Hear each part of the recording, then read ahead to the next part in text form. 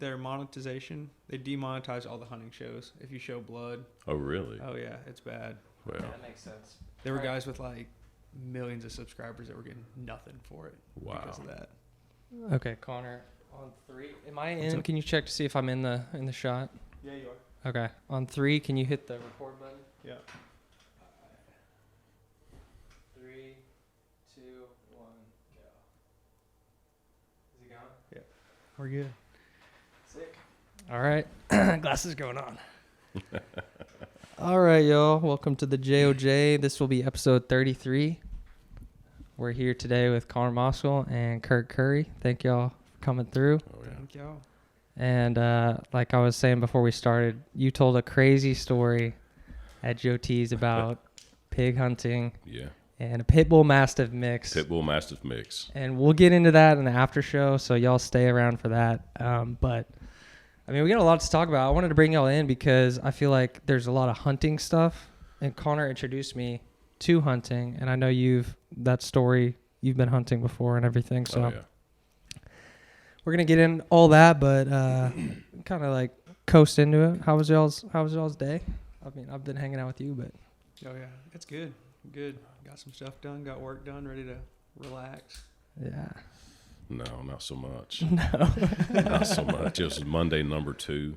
Yeah. You know, Yeah, Tuesdays. busy all day, did get nothing done. So I don't know how to explain that, but That's frustrating. Yeah, I know Like, that what do you mean? Like people are kind of interrupting you throughout the day? I mean, that's a given with what I do, and I guess my role there. It's I kind of guess I put out a lot of fires, Yeah. fix a lot of stuff. You know, Yep. still teaching and training and trying to do all that, but the difficult stuff tends to fall on a few of us. So that's okay. That's what we're there for. So That's a big responsibility. There's a lot of reward with that, though. Wouldn't you say? yeah. I mean, you always want to like be the guy, right? Be the Yeah. guy that people can count on and go to, and I kind of like that. I've always Yeah. liked that. So yeah, it just comes with the territory, you know, and how you approach it and handle the day with, you know, attitude over aptitude, right? I mean, you gotta go into it with the right mindset. That's huge because we work for a great boss, and he's putting out fires all the time too. And most of the time, he's here before everyone. He leaves after everyone. Yeah, And I guess that's what it takes if you want to build something for Yeah. yourself. yeah, definitely. So you're in construction sales. Is Mhm. that correct? Yeah. Okay. And so I want to get into that because I feel like sales is a skill that literally everyone should try to hone in on, because you're selling yourself to a partner, you know, in a relationship, or Mhm. to friends, saying like, oh, you're kind of selling yourself to say, hey, hang out with me. Like this is good. And do you have any tips or anything or how did you get involved with that? So, excuse me, back and way up back into the 90s, a buddy of mine's dad owned the company that I work for now. And they built retaining walls. They only did retaining walls. And I'd moved back from college, got hurt playing football and all that kind of stuff, so that was kind of over with. Came back and worked a couple of jobs, and this guy, he's my oldest friend. I've known him since the 3rd grade. And his dad, we were, I don't know, at their house doing something at dinner. He said, hey, you need to come work for me. And I was like, what's that mean? You know, what's that look like? So I never did anything construction to that magnitude, right? I mean, built stuff with Dad, deer stands, helped him work on just general stuff, you know, but not to this magnitude. So anyway, he hired me on at about 19, I think, Dang. 19 years old, running tractors, running crews, building retaining walls out of stone. I didn't know anything. So did that for several years, and then got an opportunity to go work in the oil field where my dad worked, and did that for 20 years. Wow. And then so get 20 years into that and kind of peaked out. I don't have a degree. So in big industry with a company like I was working for, you're not making any more money. You're not going any higher. And I'm pretty driven. I don't like settling. And then when someone, you know, kind of presents it that way, like this is it. Yeah. I'm like, oh, okay, watch me, you know. So opportunity came up. My buddy called me. His company got to a point. Stepdad had passed away. He kind of took over. And they were rebuilding because it was in a bad situation back in 2015 is when I went back. And, yeah, he brought me back in a sales role. I'd never sold anything, you know, but I'd built the walls and set them up and could run a crew and run a tractor and things like that. But I'd never sat in an office, even in the oil field. It was manual. Never sat in an office, so it was a total new change for me. So, but came in and it's the personality. It's if you're going to sell something, know what you're selling, and don't BS your customer. If you don't know, say you don't know, because people will see right through it. 100%. People see through that with anything. If you start talking out of your ass a little bit, people pick up on that. Yep. Yeah, that's a crazy transition from being manual labor kind of your whole young adult life into an office job. And what was that change like for you? At first it was, you get real antsy. And the excitement of something new, I think, kind of shades everything else out. But then when you get in there and I knew just enough to be dangerous about what I was doing, right? But then you get to a point to where you feel like you're not contributing because you're used to sweating and hurting and bleeding and doing those types of things physically. Going home at the end of the day and just destroyed from the day, and your clothes, you can't even take them off in the house. They're so dirty, and things like that. And then you go to this type of situation and you're just as exhausted, but it's from a mental point, not so much physical.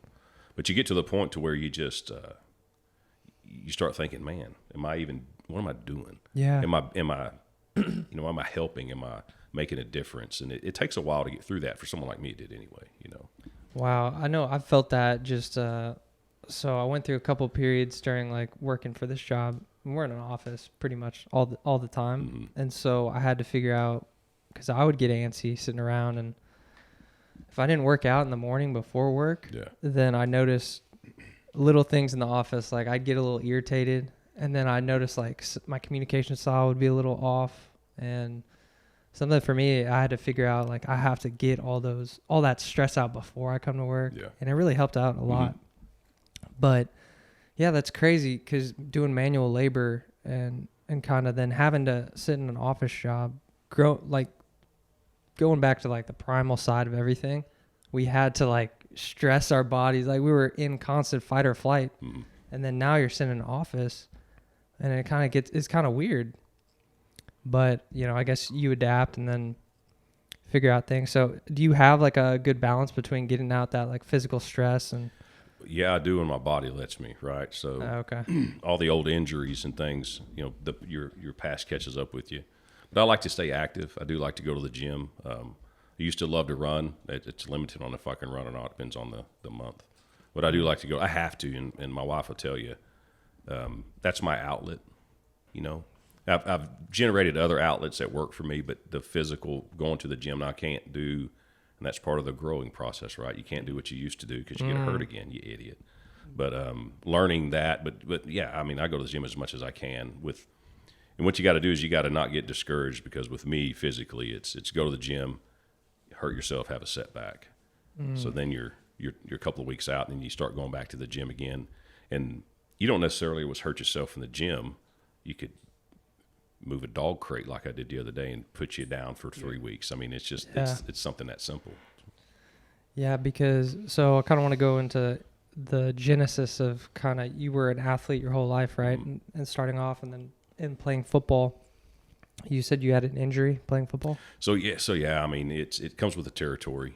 Right, it's one of those, it's not if you get hurt, it's when. And how bad is it, Man, I didn't have any injuries when I was little.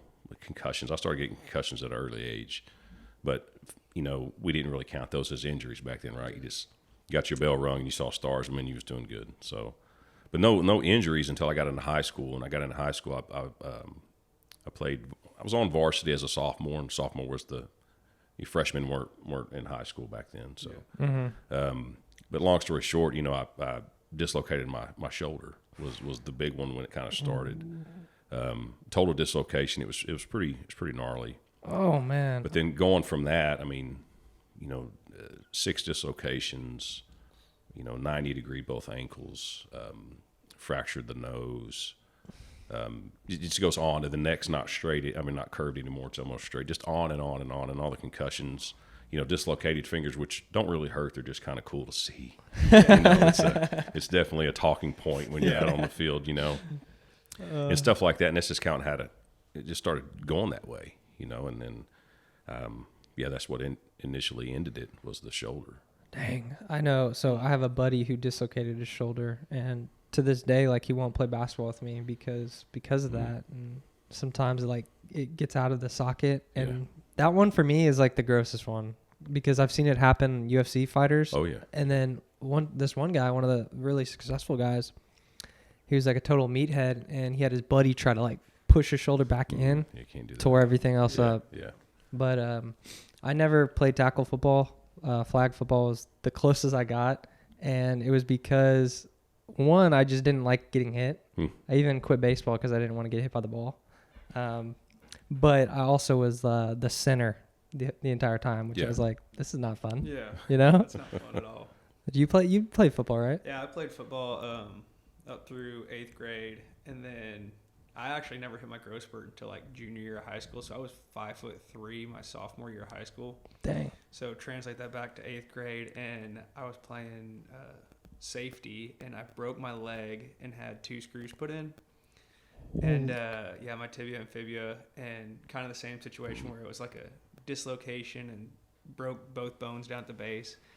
And that kind of sealed the deal for me. I just was going to stick to basketball and baseball, and then went from there. And football was short-lived.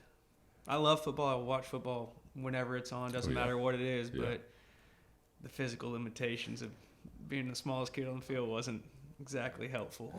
Yeah, and my brother Cal, he plays football, and Ben played a little bit. And Cal just had a bad injury with his ankle. He broke his tibia. It was like a similar dislocation thing, and he tore some ligaments as well. And he's just now getting back, and he's running, which is amazing to see how technology's come so far. But when you had your injury, was it kind of like shit's done? No, it you're in high school, right? So that's the doctors that you have. And I remember the first time I did it, I remember it like it was yesterday. I remember the guy I was trying to tackle. I just remember the whole thing. Girlfriend was in the stands. It wasn't even a real game. It was like the red-white game. It was it was your spring game is what it was, and I did this, and it was a bad dislocation, and they had to cut everything off of me. And I remember looking over, and my collarbone, it wasn't through the skin, but it's right past my collarbone. It was sheer gone. And the ball of the ball and socket was down in my ribs. So it was pretty good. Ooh. But it didn't chip anything, but what it did was it stressed the ligaments to a point where they never just fully healed. Oh man. So it wasn't hard to dislocate it after that. No surgery. It was unsurgical is what I was always told. Wow. And then they told me we could try to work on it, but if you're going to still play ball, it's just going to happen again. And I wasn't ready to quit, so you're never ready to quit. It just the game dictates that for you, That's powerful. How did you finally get over that and come to face reality? I was being recruited by some schools, and some decent schools. I was excited about going, and then that kind of came up. So the big schools passed, and I went to a smaller college, which is fine. You just want to go play ball. Mm-hmm. And I got over there, and then before the first season, I never got to step on the field. Before the first season, we were lifting weights. It was kind of a ridiculous lift we were doing from an old defensive line coach that thought he was a strength coach type situation. Oh. And was doing overhead presses behind our back with an extreme amount of weight. And I got fatigued, and on the way down, it pushed out with that weight on top of it. And, it was out, and they sent me to see an ortho, and, he was like, these are your options. We can go and cut and do all this stuff, or just don't play anymore. And I remember going back and talking to the coach and saying, hey, this is what he's telling me. And they were just so unresponsive. So I had good people in my life, coaches that I respected, and I called Coach Wager. Oh, wow. He was young he was our running backs coach. No way. Back then, yeah. He wasn't much older than we were. And I called him and was talking to him, and he goes, look, you got to remember, it's not if you quit. If you quit, it's when you quit. Mm-hmm. And I was like, yeah. And I talked to a few more older gentlemen. A couple of guys played in the pros, and they said the same thing. So we moved away from home. I was already married. Moved away from home, was doing this. And I just remembered to the realization, like, bro, you're done. Yeah. You need to just go back home. There's no reason to be up here, away from home if you're not going to play. That was the whole reason to come. out this far. So Wow, that's intense, and it's not like that drive that you were born with, that it left. You still have it. Was that? So, I mean, I bet that was. So right after that, you know, I was always really strong, and I was a big kid. I was there's a couple of us on the team that were big, Yeah. muscle wise, and pretty strong. So I got into powerlifting, and I'd met a gentleman that worked at the school. Dr. Peter Walters was his name. He was an ex guard for the Seattle Seahawks. Oh, Looked like Tom Selleck, looked just like Tom Selleck. I mean, but just big. And he kind of got me really into competitive powerlifting, so that kind of took over for me. Okay. And got super big, got super strong, and the injury started again. You know, and it's just like I'm kind of all in. I'm kind of full send. You know, I don't. We're not going to start slow. We're just going to go. You know, if you can lift this much, why wouldn't you lift this much? That's kind of my MO. That's funny you say that, because I played basketball in high school, and we had this guy on the team. His name was Cam, and he was like old school guy, and like we'd all be stretching like in plyometric stuff before the workouts, Yeah. and he never did it. Oh no. I was like, Cam, like, aren't you gonna get injured? He's like, nah, I don't stretch. I was like, dang, Cam dude. don't stretch. Cam don't stretch. But yeah, going back to my injury history, like one time I ended up playing so much basketball, and then I was running a lot, and I had eventually tore my patella tendon, Mm-hmm. and it goes from the side of your knee and it wraps around to the bottom of your foot. Yeah. So I had a partial tear on the bottom right part of my foot. It was like brown, like bruised up and everything. So for that, I went and got it MRI. They figured this all out, and then the solution was a PRP injection, Mm-hmm. which have y'all heard of that? I've never heard of it. It's basically they take your blood out, and then they spin it around, and they get the natural growth factor out of your blood, and then they inject it into the injury site. And so I was Sounds like a party. I was like, Yeah. sign me up. And it was a crazy process, and everything healed fine. You know, I can run now, and that was just like something I had no idea that was even a possibility. Mm-hmm. But now, like my dad, he's got a bad shoulder. Mm-hmm. He's got a bad neck. And I know a lot of people, but there's stem cell stuff. Have you heard of that? Oh yeah. And that's like the new frontier of like, they can just regrow cells in the body. And so that stuff's crazy to me. But anyways, for me, they laid me down on this bench, and it was like this. They sprayed this like really cold spray over the injection site. Oh yeah. Yeah. And they just injected it, and it hurt because they were injecting it, and they had to get underneath the ankle bone. And I was just like, but I was in a boot for a little bit after. But how did you get over your injury, Connor, with breaking your leg? That's intense. Oh, it just, I mean, You had surgery. physically surgery, and then some rehab, and it's actually kind of a funny story, a series of unfortunate events. I got cleared in the second half of basketball season. I can't remember exactly what it was, you know, time frame wise, but my second game back, went up for a rebound, came down on my wrist wrong, and fractured my left wrist. And so my 8th grade career was short-lived, but I mean, you know, with Christian playing, I have a twin brother, and you know, I traveled all the games and stuff, so it didn't, like, mentally it wasn't that big of a deal. I got to still, and I'm right-handed, so I got to shoot and stuff like that. And, Okay.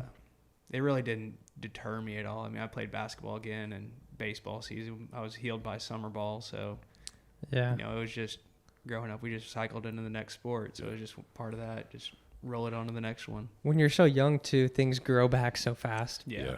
And I broke my arm twice when I was little, and I remember it like it was yesterday, honestly. But I just remember it was like a summer. I had a cast, and you know, I felt I was normal. I feel like the next most summer. kids had a cast in the summer at some point in their life. You It was know, like- whether you broke your wrist skateboarding or People kind of wanted to break their arm. yeah. It was cool. Yeah, Yeah, it was cool. You get it. Everybody got to sign it. Yeah. Everybody got real Yeah. stinky. Yeah. Yeah. Man. Well, I also am grateful just to sit down with you, because I feel like there's a lot of wisdom we can gain from our elders. And when I go in the sauna, so the past 2 days I've gone to the sauna, it's been me and this old dude. It was a different old guy each time. The first guy, I asked him, someone left and it was just me and him, and I asked him, I was like, how long do you stay in here? I was kind of making small talk, make him feel comfortable. And he's like, I stay in probably 15 minutes is good for me, just to sweat out all the toxins. And I was like, okay, I love the sauna for the same reason. Yeah, your ears perked up at that. And I was like, oh, keep talking. But then I was like, do you have any advice for a youngster like me? And he said, he kind of was taken aback. He's thinking, he's like, just live in the moment. As cheesy as it sounds, just try to live in the moment. And I was like, wow. And then the guy the other day, he was 74. So that first guy was 67. Mm-hmm. This guy was 74, so even older. And I asked him the same series of questions. And his advice to me was just have patience in life. And he started quoting Mother Teresa.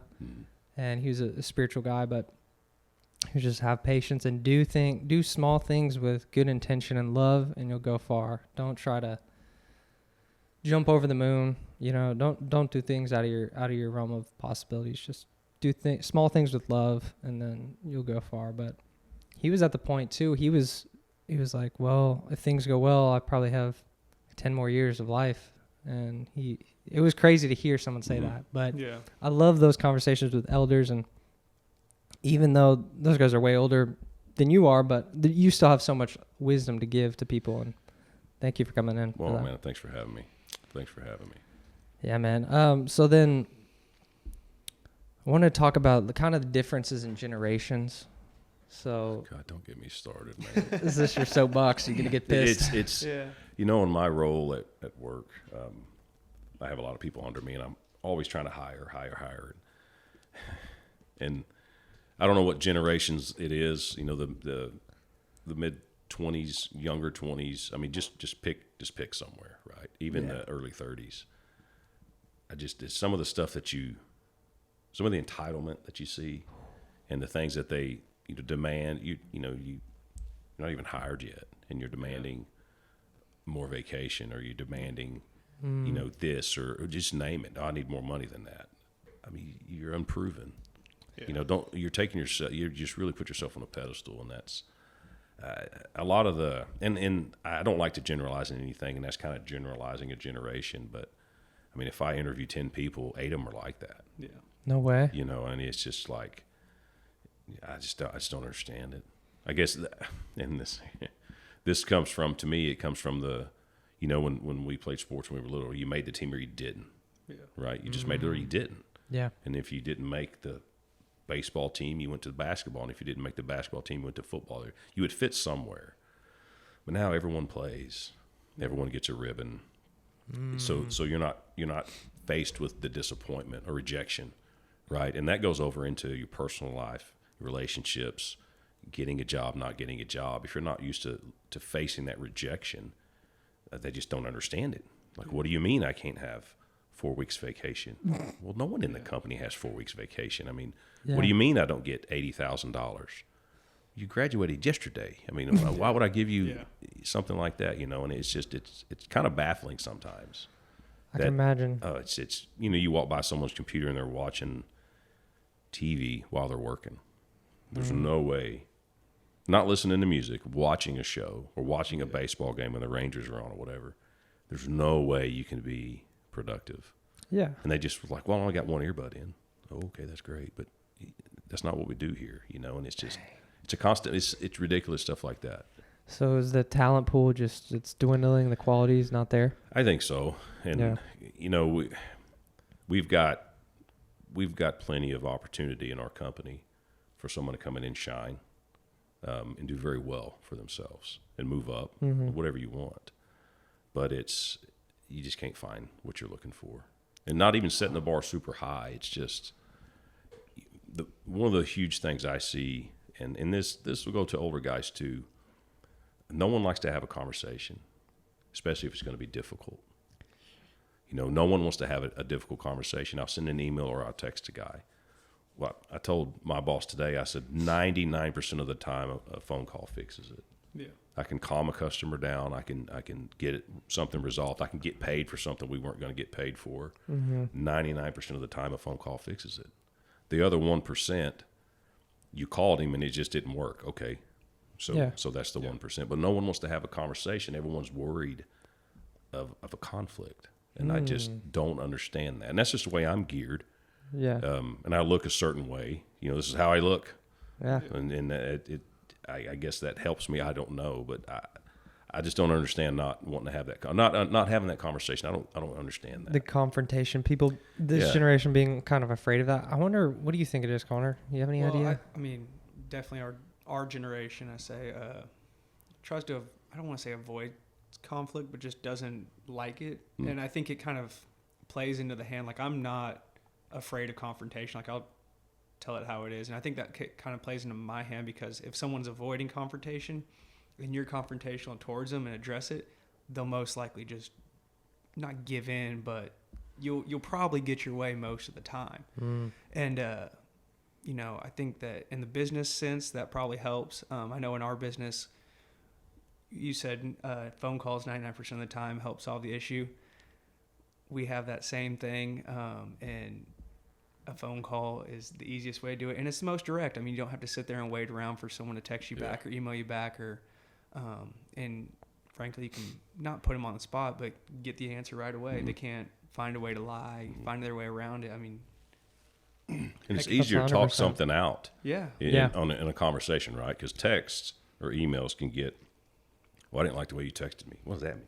Yeah, bro, that happens so much too. It does. I didn't like your tone. I was like, I don't know. How'd you read it? Because but you can talk it out. I mean, I had to call a guy today and say, hey, this X, Y, and Z. He was like, man, I appreciate you calling me. Yeah, let's do that. Let's here we go. But over text, it was very, very abrasive. And confrontation doesn't mean, and I think that's what's misconstrued. Confrontation doesn't mean throwing blows. It doesn't mean getting physical. Not at all. It just means having a discussion and maybe an argument. That's okay. Yeah. It's okay to argue. Yes. But be civil, be a professional, and don't make it personal. But you can still have a confrontation and get to a result, good or bad. That's right. And we talk on the phone a lot with people, and you get so much more efficient. You're calling people, getting things done. But sometimes I read text, and even I catch myself too. I'm like, okay, that sounds like, is he mad at me right now? And I don't know what it is about reading just words on a screen. I guess maybe people need to use more emojis, throw in some emojis.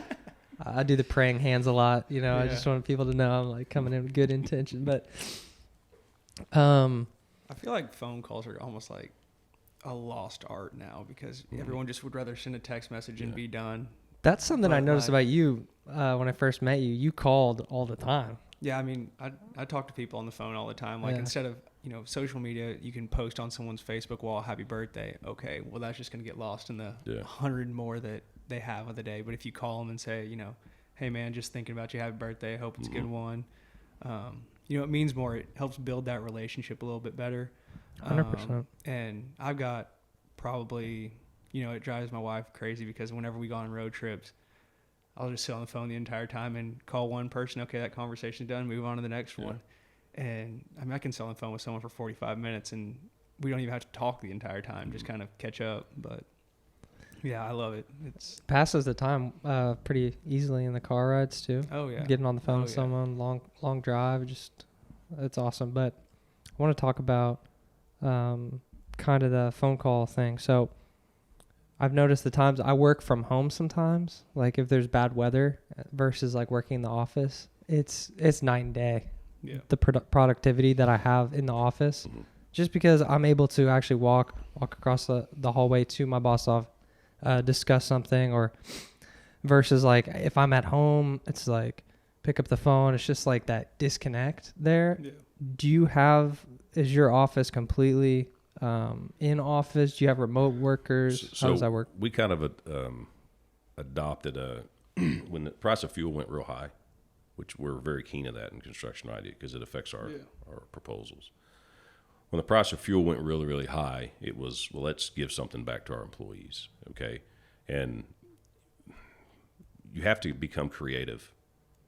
I don't own the business, but I consider my part of the business as a business owner. You have to become creative in giving back without making it always monetary, without always giving money, because you can't always give money, right? Yeah. But you can give something. So we let each department, we'll everyone have one day a week that you work from home. You can work, and it's 1 day a week. People loved it, right? It's not a lot, but we need you in the office. There's so much training and discussion that has to happen from, this department to this department and stuff like that. So 1 day a week is what we give them. But what I see is we have Zoom and chat and instant message, and I don't ever work from home unless it's something specific. Like today, I'm going to be home because the AC guy's coming or something like that. Yeah. But when I have employees at home, I can open that chat and it has a little green light there next to it if you've logged on to your computer, because Zoom just automatically opens. And you can open it up and look at it, and I can see 9 o'clock. We start at 8. I can see 9 o'clock, and out of 20, 25 people, 15 are red.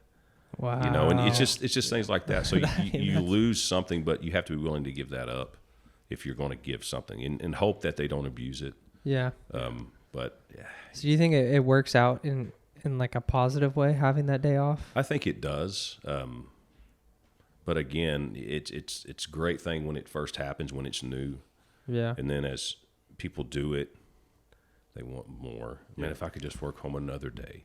Yeah. Well, you're not. If I could just do this, or why do I have to, or why can't we just all have off on Friday? Or it just always manifests into something else, and that's human nature, I think. Mm-hmm. But I think it has been a positive thing. Okay. Across the company, and look, that gives you the opportunity to look when I'm home, I'm productive, but I will go let the dogs out. There's these little things that you end up doing that do take away from time. Yep. At work. Now I think more done from the aspect of I don't get interrupted every 5 or 2 or 5 minutes from someone coming in and saying, "Hey, can you help?" or "Can you look at this with me?" I don't have that interruption. It's waiting for me when I go back to the office the next time I'm in the office. But I don't get that full productivity back because you're going to do stuff. I'm going to cook me a really good lunch. I may throw a steak down, which is going to take a little bit, to prep and do. So it's a give and take, but I think it's been a positive thing.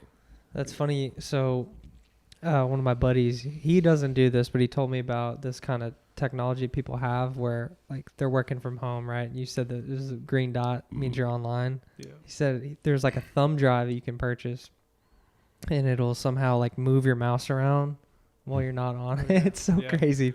People would even do that. I mean, that goes back to like our generation, just how we're going to figure something out, how to not work exactly as much as we can. It's like, and I know people who use it. That's the little, you plug it in your laptop, and it's just like a little rotating deal, and just moves your mouse around, so it says you're active the entire time. There was an old commercial way back in the day. I don't know what it was for, but it was guy had his door closed, and his boss was walking by late, and he was going to open the door, but he heard him typing. So he just goes, "Oh man, he's working late." And he walks off with the guy had opened his window and put bird food all over his computer. And the pigeons were pecking away at it, and it was so funny. It's so fitting right now. Yeah. Have you heard of ChatGPT? I have not. Oh man, so our internet's not working, but I would show you. But it's going on the same topic where it's a service that teachers are really upset about it because you can type in. It's basically an AI chatbot that generates essays, anything you want. Like it writes website code for you, and it's Microsoft has invested $11 billion into this AI software, and it's insane. Like these teachers are like, they're freaking out because these students will just write me an essay on Shakespeare, and then it'll just generate you in real time, like immediately, and it's crazy. Yeah, I guess you could always say in pen. Yeah. That's the solution. Now they could copy something, but still, they're getting down a rabbit hole now. I need it in pen.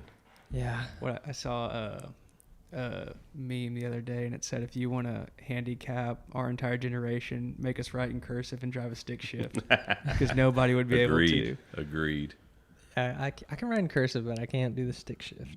It's kind of like calculators when they first came around.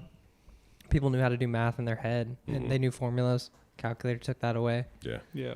Even for me with the iPhone, just GPS wise. Oh yeah. Like and then I had to like kind of switch my thinking of, all right, don't look at the phone this time. Let's just go to the place. I know how to get there. You don't got to put it in.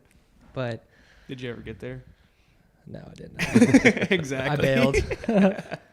But there's so many things like that, and I guess technology, thinking of it as a tool, but not using it as a crutch, maybe is the way to go. Yeah. But do you want to crack open that whiskey? I do. I'm sitting here looking at it. Yeah, go for it. I'm gonna eat a little shroomies. So you're welcome to have as much of this as you want. If you've never had it. I've had that. I've been hard pressed to find it, but Well, that's the beauty of me. This is one of 7. This is one of 7 bottles okay. of this. I have quite a bit of bourbon at home. Okay. Probably around 200 bottles.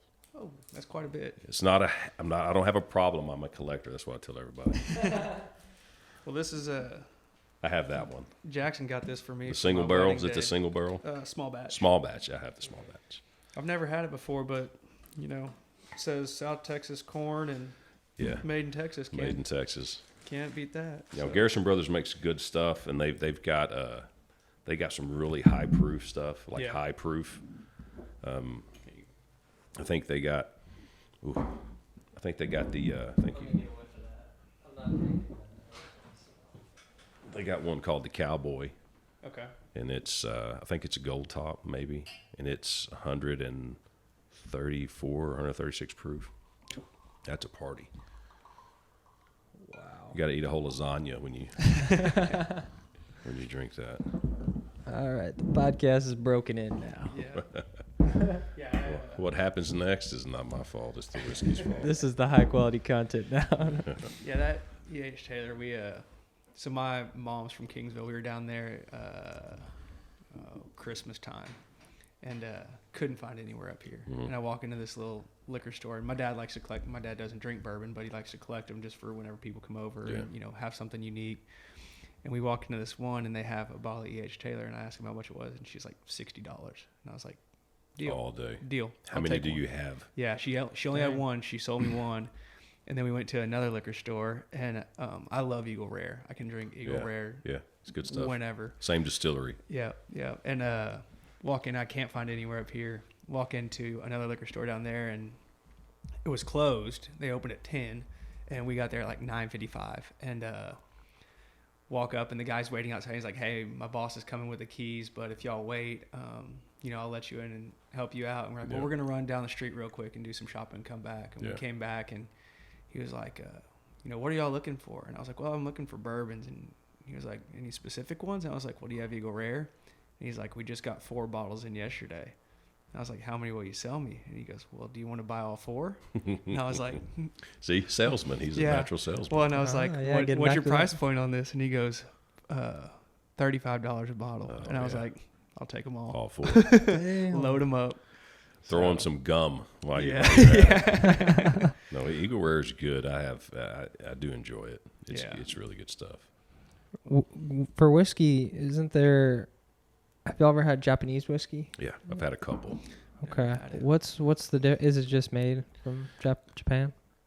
It's a different mash bill, different. I'm going to get this wrong. If there's someone listening that knows about this, come at me because it's just the way it's distilled and aged and barreled and things like that. There are some differences in what they use. I've had a coffee infused Japanese whiskey, which was really, really nice. Interesting. And I've got one at home that it used to be really hard to find. So I've never opened it. I've had it for years. Dang. And it's a little stubby square bottle with a real small screw top on it. Unique. I'm to the point now I just want to bust into that thing and just see what happens, Just try it. But no, it's good. I mean, it's all good. Yeah. It just depends on your palate, right? I mean, Yeah. this is my favorite by far, but that doesn't mean that's bad. I mean, it's just, Which one is that one? Colonel E.H. Taylor. Okay. And this is a small batch, and they make a litany of different, there's a small batch and a warehouse C and a single barrel and different mash bills and a rye and all this other kind of stuff. But I'll pay for this one. You like that one the most? No, the others, I'm not paying that much money for that. It's ridiculous. Dang. No. How much does that one cost? This one here, Yes. it's kind of went up, but from $80 to $100. Okay. Yeah. And this is the small batch, but the single barrel, I know a place I can go get it right now, and it was $300 for it. Yeah. I'm sorry, but none of it's worth more than $60. Well, Dang. didn't their distillery burn down the Buffalo Trace distilleries burned down like 2 or 3 years ago. That was They lost like a third of their production or something. that wasn't Trace. That was not Jim Beam. It was either Jim Beam or Jack Daniels. Oh, okay. Yeah. Okay. But the whole Warehouse C thing with Colonel Taylor that's the warehouse that got hit by a tornado. Okay. And all the walls and the roof were gone, but all the barrels were there. So here's the genius in the marketing. Jim Beam, that's who it was. Yeah. 45,000 barrels Jim Yeah. Beam bourbon burned. Didn't hurt them. They're Yeah, still going no, strong. I mean, you'll never run out. How do you of think that smelt? That had to smell pretty good, man. There's Burning, probably people waiting. burning Yeah. wood and whiskey. Are you kidding me? Yeah. Wow. Yeah, that was 2019. Yeah. You were saying So marketing? anyway, so the marketing thing here, and Warehouse C, right, and that's what the tornado hit, and there were barrels not destroyed in this, so they labeled it, and you look at the deal, and it says right here where it says small, it says Warehouse C. I think it's blue or whatever. The thing about that is there are several other whiskeys that come from Warehouse C. Some of the other Colonel Taylors come from Warehouse C. I think some of the Blantons come from Warehouse C. It's just a marketing deal. Yeah. So at $1,000 a bottle, or if you look up Colonel Taylor Warehouse C, and you might see it for $20,000. Yeah. Colonel E.H. Taylor. No, EH. EH. EH, the letter's not Yates. Would you say DH? E.H. EH Taylor. Yeah, Warehouse C. Warehouse C. See if you can find it. You got $2,000. Oh my goodness. See what I mean? It's the That's I wanted to get into all this. Is like the style of the bottle, the whole marketing behind it. Like if they're able to sell. Do you think they sell a lot of these? $2,000. there are people buying that these? will pay that. Yeah. Yeah. Because you'll get guys, because I like to collect, but within reason. Part of the deal for me is the chase is finding it. Yep. And I can find certain things. I mean, there's a bottle of tequila out there. It's called Tears of Lorena. It's a gorgeous bottle. It's $300. It's tequila, guys. At the end of the day, it's tequila. You know, so I would love to taste it, but I found it. That's good enough. I know right where it's at. It's still there. Yeah. They're two different liquor stores. There's a reason it has dust on the bottle. So you won't even buy it. You just like to know, like I found it for that Kinda price. like I'm not that guy. yeah, You know, I'm Yeah. just not that guy. that's crazy. I'd rather But buy bullets or something. yeah, Yeah. I've had that before. So then, do you think? I mean, obviously, you just need, I guess, a certain amount of people to buy that 2,000, I think so. and so Someone's going to pay for it. someone will, Well, right? most of the time, a restaurant or a bourbon club or some golf course will buy it, and they'll turn around and sell it for $200 a shot. Yes. And, Interesting. Yeah. That's, and then you have some, guy who's trying to show off in front of his friends or has really expensive taste. He's like, give me a shot of that, and then Yeah. they only need to sell if they're selling it for $100 a shot. They don't So even have to sell them all. that's fascinating because it's like a virtue signal. Like, hey, I'm high roller. I'm gonna buy Oh, yeah. this. It's like a Rolex. Yeah. Mm. You know, I mean, Bourbon it's snobs. the secondary market for bourbon is just really killed it because there are certain ones that I really would love to have. Okay. Just like, man, I remember my dad drinking this or drinking something like it, back in the day, and I can find it. Mm-hmm. But God, I'd love to choke the guy out. And wants $250, $300 for a bottle of whiskey. Yeah. It's just not worth it. So it's basically like the original manufacturer. They're not doing it anymore, and so the people buy it up. There are some of that, but some of them they're still making. But like with Buffalo Trace, there is limited distribution, I do believe. Yeah. So they don't. So just because you own a liquor store and you say I want E.H. Taylor, they'll go maybe, and then they'll come down and say, we'll put you on the list for a bottle, but we need you to sell all of this other stuff that we make. Yeah. Ooh. So you got to get all this other stuff that they make that may or may not sell, but you Yeah. got to buy a certain amount, and then they'll get you on the list for something that you want. And then like one of the places I go most every Friday, I go down and see this guy, and he'll tell you, he goes, I say, you have any Taylor? That's where I get every bottle of Taylor I have. I get it there. That's why I'm not telling you the name. But I Just go ready to down look there. it up. Yeah, I mean, right now he's got two down there right now. Yeah. This right here, and this is my favorite whiskey. But he'll tell you, he goes, there for a long while. He goes, yeah, I got two coming. And then I'll show up on the day the truck was there, supposed to be there, and he goes, "They didn't ship them." Yeah. Yeah, we got 2 coming. Just kidding. Yeah. I mean, it's just, it's crazy. Do you think he sold them before? No. Because several people have said that. Because this stuff won't come on the Anheuser-Busch truck, right? Or whatever truck it is with all the other whiskey. They use their own deliverables, if you will. Deliveries, I guess. So then, for these like small batch whiskeys that we're talking about, the rare ones, is there anything like you're just saying it's just whiskey, right? It's just tequila. Is there anything that makes it that rare thing other than them just constraining the supply to it? I feel like there's some that You know what I'm you trying can to say? taste a difference, Yeah. but at the end of the day, it's not like it's gonna just knock your socks off difference. I mean, there's definitely a difference between that whiskey there and what you're gonna pick up off the bottom shelf at Specs, but it's not gonna be if you didn't know what you were tasting and you gave it to just some guy off the street and said here's 2 of them, he probably wouldn't be able to really differentiate between the two. This was the first whiskey I drank when I first got into kind of this endeavor of bourbon. I was drinking Bullet, which I really like Bullet. I make my own barbecue sauce with Bullet. Bullet, I love it. It's good. It's a good everyday drink. It's great whiskey. But I had been drinking that, and so I looked for this for 2 years before I actually found a bottle. And then when I found the bottle, and it was $200 and something or something like that, I wasn't going to buy it. I was kind of brokenhearted, but I finally found it. Well, my boss at the time, he calls me in his office one day, and he had put this bogey out there for this insane number of sales for me for the month, like 10 million or something like that. And I go in there and we're talking about numbers, and he goes, "I got what did he say? I got a proposition for you." And he had this bottle. He had got a bottle. He had found a bottle. I don't know if he bought that one or what. And he set it on the table. And he goes, "You hit your number and it's yours." And I exceeded my number. But we were going to Florida, and I took it with me. And that stuff right there. But we were going to Florida, and I took it with me. And this was the first time after dabbling in whiskey for just a little bit that I had took a drink of something, and I actually noticed it was better. Okay. So I took a drink, and I remember we were walking out to the beach to watch the sunset, and I poured a glass, and I took a sip, and I remember stopping and going, "Oh," and it didn't make the week. I killed it in the week. Yeah. Dang. Yeah. So- I got gifted a bottle of tequila. It's kind of along the lines that you were saying. It was probably a $230 bottle of tequila or something. I gave a guy a football ticket, and he gave me a bottle, and I was like, okay, no big deal. And I never really, tequila is tequila to me. There's some that might not give you as much of a hangover, whatever.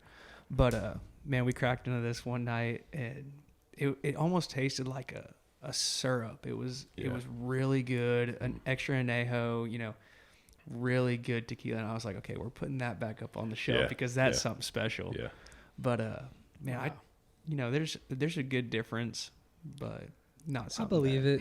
Just like, there might be a couple factors, like you said. There might be a little background to it. Like, this was the first one you kind of liked, or like you had it one time. Like, it was a good vibe going into it. So I can see that. I've gotten into the chase, right?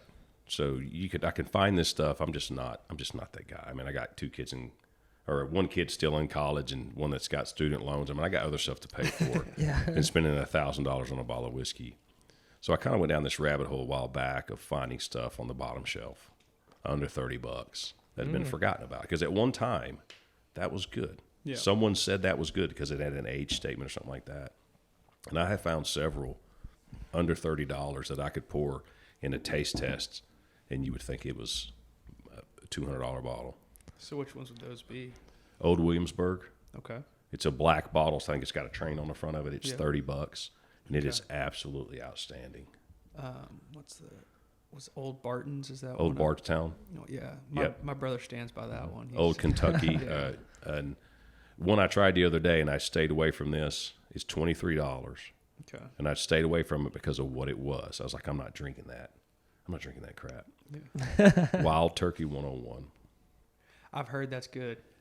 I've heard it's I was really good. extremely impressed, and it was $23. $23. Wow. And It's it's just- 100 proof. which 100 proof is good. That's kind of where you want to be, I think.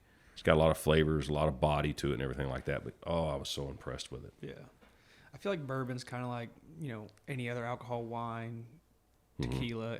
You can find some good deals just because it might not have the name, or it does have the name. It does have the Wild Turkey name, so people just automatically think, oh, it's not going to be as good as a Blanton's or something like that.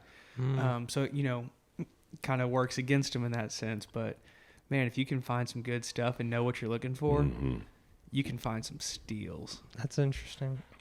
Did you hear about the guy who was doing this with wine? He was he was selling like this really expensive wine, but what he was doing, he was getting like a cheap wine and just pouring it in. Yeah. Do you think that is going on 100%. Right now? Yeah, it's just a scam that seems so a lot of the regulations that came from that bourbon have in place are because of something like that. Yeah. So way back, I don't know if it was before Prohibition or after Prohibition, but you didn't know what you were getting. So you could get 2 bottles of that and it would be totally different because you didn't know what was in there. So bourbon has regulations on these are the things that have to happen for it to be considered a bourbon. Bourbon's different than whiskey. Yeah. Bourbon is a whiskey, but not all whiskey is bourbon. So there's things. Okay. What's the difference? I'm going to get some of this wrong. The main thing is it has to be 51% corn in the mash bill. Okay. It has to be stored in, I think, white oak barrels that are charred. Yep. And there's 3 more things. Doesn't have to be made in Kentucky. That's not true. That's not true. Hell, we got bourbon right here made in Texas. So. Exactly. And it's pretty good. Yeah, it's damn good. Yeah. Has to be bottled or has to be barreled for at least, I think, 4 years, I think, is the minimum. Yeah, the biggest one's the mash makeup. The mash is, that's the biggest one. Right here. Mm-hmm. Yeah, 51% corn. Yeah, no more. Distilled at no more than 160. Yeah, you're right. Charred white oak barrel. Yeah. In at least 2 years. Is it 2 years? I thought it was 4 years. At least 2 years. At least 2 years in a new charred white oak. Yeah. Interesting. So that's why, and it says the new because a lot of these winemakers are coming out with like whiskey aged cab sauvs and stuff like that because these whiskey makers can't reuse their barrels for new batches, so they turn around and sell them to the winemakers, and it gives. Oh, that's dude, that sick. is something that you can taste a difference if you've ever had I've never had a wine that had been in a bourbon barrel. I've had a bourbon that had been in a wine barrel. Okay. That had been finished in a wine barrel. That sounds good too. It's pretty good. So there was one, and I cannot remember, but it was it was a good winemaker, reputable winemaker, and I say winemaker, vineyard, and it was at Brookshire's for $13, and dude, it was so good all day, and it was so good, and it was it had like a sweeter finish, but real deep red. I mean, it was, and for a cab sauv, that's hard to beat. So I did not know that. That's crazy. Have you been to the Jack Daniel's distillery? I have not. Yeah, I was really lucky. I went last summer, and it was amazing. That's the only distillery in the whole world for Jack Daniel's. Yeah. One factory or one distillery, and they explained the difference between Tennessee whiskey and regular whiskey. It was basically they steep the whiskey through, I think it was like these like rocks or something, and it gives it that just like thing that makes it Tennessee. You whiskey. got to have a thing, right? Yeah, gotta have a thing. Yeah. Would you ever, or have you ever thought? I know you're really passionate about this, like starting your own whiskey business, right? So look, man, if I say this all the time, if someone walked up to me tomorrow and said, "Hey, I want you to come make whiskey, and we'll pay you, close to what I'm making," I wouldn't even give it 2 weeks' notice. Yeah. A lot of it for me is I love making something. I love handmade. I love when people put a passion and their heart into something like that for pleasure. Like that's why I love cooking. I really like to cook because that's I'm serving you and I'm creating something that you're going to enjoy, hopefully, right? And there's a part of that with whiskey. So that's some of the draw for me. It's you're making something that someone's going to enjoy. I would love to do that. I would That'd love. be so cool. Yeah. Well, and I told him, I was talking to someone the other day, and I was like, the whiskey thing, I've got so many bottles, I could never drink. Yeah. If I didn't buy any more, I could not finish what I have. Yeah. I couldn't. We couldn't. Wow. We couldn't go through it. There's that many bottles. I have scotch, and I have Armagnac and cognac, and I have all kinds of stuff. I had a bottle of absinthe I bought the other day for some reason. So I got all this stuff. You just couldn't finish it all. So I'm to the point, and I've thought about it before, I want to start making my own. And I've researched it some, but I really want to get serious and buy this stuff and make my own and open it in 5 years. That would be badass. Have everyone over, pop a cigar, and we'll see what happens. It may be terrible and we can drink something else, but it may be really good. Yeah. Yeah, it may be really good. You start selling it, and if you ever do that, I'll create a label for you. There you go. Do all that. We can market that. Let's do it. Have you seen at I forgot which distillery it is, but they have just a big whiskey barrel, and then you buy a bottle and pour it in, and you get to take a barrel or a bottle out. Oh, really? Yeah, so they have like all different types of whiskeys up on the wall, and you pick yours out and you pour it in to this barrel, and it's just a big potluck of whiskeys mixed in there, and then you can get you a bottle out, and it's just whatever's combined in there. So, Whoa. I mean, that'd be crazy to Creative. see, what people, because us three could walk in there, everybody get a shot of something, and it would taste completely different. Mm-mm. That's so cool. Where's that at? I don't get me lying on it. I just saw it on TikTok. But There you go. So, yeah, I wanted to do that. I think it'd be really cool. It'd be fun. And then, I mean, I imagine it's hard, but anything that's hard in life that's going to end up being successful is going to be a little challenging. And shoot, who knows? You got to put the work in doing something. Yeah. I always told the kids, I got 2 daughters, if you do what you love, you'll never work a day in your life. Yeah. And I really do believe that. Yeah. I really do believe that. I mean, if you have passion and you're giving and you're getting back and you're pouring into people, whatever that is for you, but if you're doing that for a living and you're making a living at it, let's be real. You gotta make a living. It doesn't mean you have to be filthy rich. You just gotta make a living. You gotta be able to eat. Mm-hmm. But if you can do what you love every day, is it work? Yeah. I mean, it's not. hopefully you can find some happiness in that, some joy. So Yeah, that's Yeah. and that's easier said than done for a lot of people. Yeah. But I think that would be amazing. Like for me, if I'm able to make money doing this, I love having these conversations. I love just like learning things from just picking up from different people, and it's kind of like monetizing your hobbies in a way. yeah. See, and that's the thing that this generation has done that we don't understand. Yeah. Yeah. It's like, get a job. Yeah. You're making money being an influencer on whatever avenue, and I go, well, I don't understand how this works. Yeah. I mean, so and there are so many people that do. I got rid of my Instagram. It was a drag for me. It was just not good for me. Yeah. Right.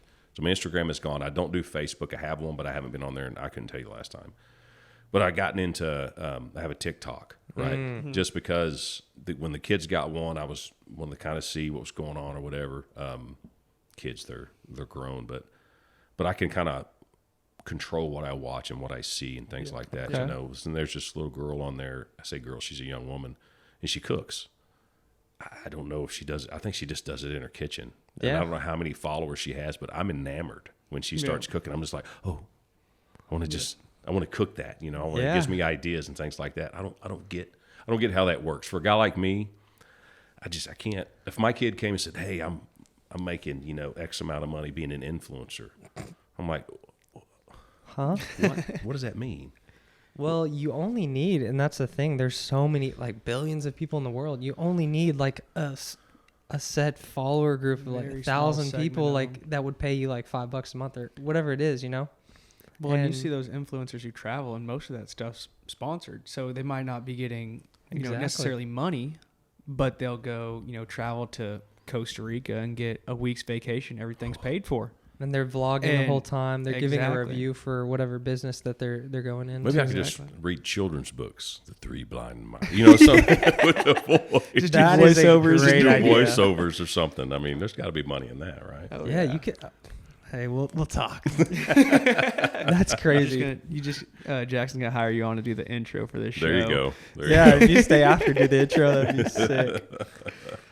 That's a good point, though. You're giving praise to the younger generation, kind of using the social media as a tool versus even me. I've noticed like well, I want to ask you about what about Instagram you didn't like? What was it? So look, I'm a grown man. I'm a man. There are things out there that all men, everyone has a different vice, right? And I can follow who I want to follow, but there are things that would pop up that I just didn't think I needed to look at. You know what I mean? And it's a distraction, and it's the enemy. It's the enemy. So I'm a Christian. And I believe in that, and that's my belief system is Christianity. So I try to do the best I can, but we are human. We're fallible by nature. So there are things, and the enemy, and I don't know if you want to go here on your podcast or not, but Let's do it. But the enemy knows what your thing is. Yep. And us three sitting here as grown men could be three different things, could be the same thing. Mm-hmm. But the enemy never tires. He never gets tired. He's always trying and getting and searching and fishing and trying to hook you and get you distracted, right? And there were just things I could flip through and cooking and these grills and this, and then there's that. Yeah. You know, and it's like, and I told my wife, you know, I said, I just got to get rid of it. And she was like, well, you had to click on it to see it. I go, I know. And I would click on it. Yeah. You know, I would. You're human. And I don't get anything out of it, but it's just that distraction. Well, then next thing you know, you've zoomed through 15 videos or pictures or posts or whatever. Yeah. And if you pay attention, in a subtle way, it affects your thought process. It affects the way you approach your relationship. It affects the things you expect from your relationship because you've looked at X, Y, or Z, right? Mm-hmm. And it wasn't a chronic problem, but it was easy to go there. Yeah. And then if you sit around and you think, you know, feeling kind of froggy here, want to look around and see what I can find. If you go look at it's there. It's there. And for me, it was like, you know, what's that thing that's keeping you from doing some things that God wants you to do, or getting on this path, or going down this way, or pouring into people, or being positive, right? Or how can I, if I have this cluttering my thought process, how can I do these other things? Yeah. You know, and for me, it was a reflection. And it was so ridiculous of how hard it was to delete it, right? So I got a couple of weeks ago. I've only not had a couple of weeks. I've noticed a huge difference already in my time. Okay.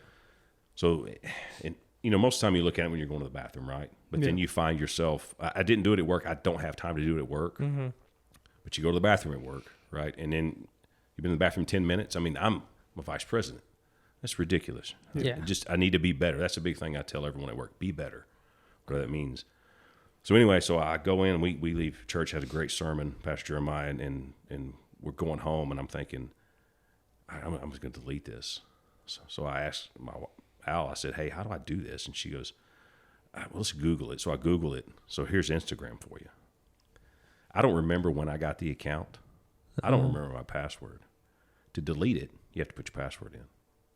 So I can't delete it. Yeah. So there's another option. And when you go delete, it's like, do you really want to delete it, or do you just want to suspend it for a minute? Yeah. Oh. So it wouldn't let me delete it. So I was like, okay. So now the enemy's really working, right? Because there are 3 passwords it could have been. It wasn't any of the 3. Oh shit! They changed it though.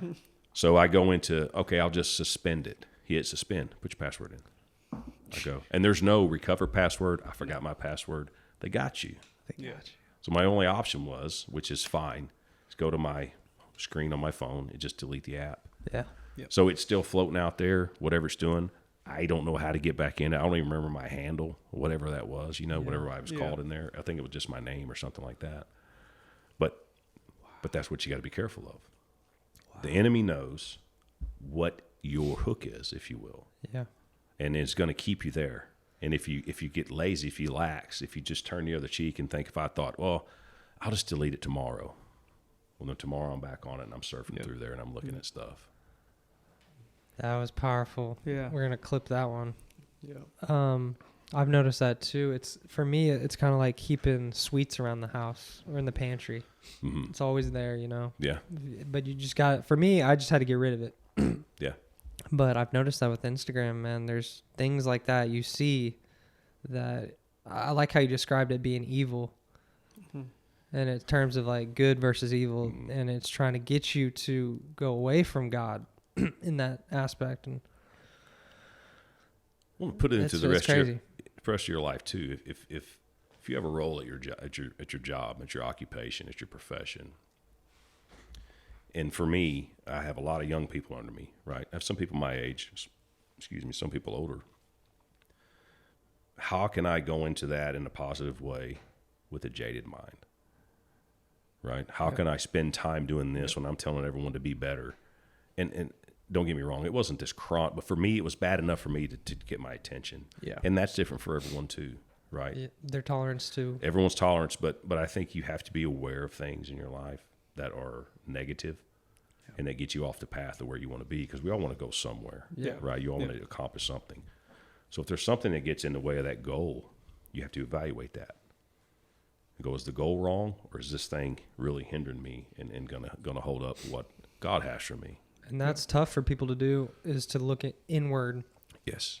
Yeah. and really evaluate themselves on that. But I wanted to ask you, so TikTok doesn't give you that same No.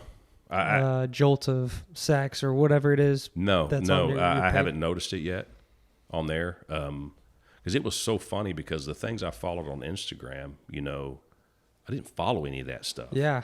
But there was someone that I followed that stuff, and that's what I noticed. Because back when I was a personal trainer and I was big into fitness and all these things, I followed all these personal trainers. I really saw that pop up, Okay. right? Because that's that lifestyle, right? But as I got rid of all that and got into other stuff, it was still just always there. And like, the search, like you get on your Instagram, you hit search, pop that thing open. Whoo. Yep. Oh yeah. I didn't have to, it's like, wow. Yeah. Like, where did that come That's from? the black hole. And then what do? You go, click. Yep. It's Yep. tough. And do you think so? I mean, have you seen The Social Dilemma? Do No, you know what that I've is? heard all about it, and I totally believe it. Yeah, you already know what it's about, because that's how they design the apps and to Yeah. keep you on it longer. But there is no ethics in that, There's not. and that's exactly what they're trying to do. They're going to Ethics get don't those sell, folks. man. No, they don't. Ethics don't make you any money. I think. Do you don't think so over the long term? I do think so. I'm just talking in terms of that. kind of a snide, underhanded comment, really. But sex sells, Yeah, Yep.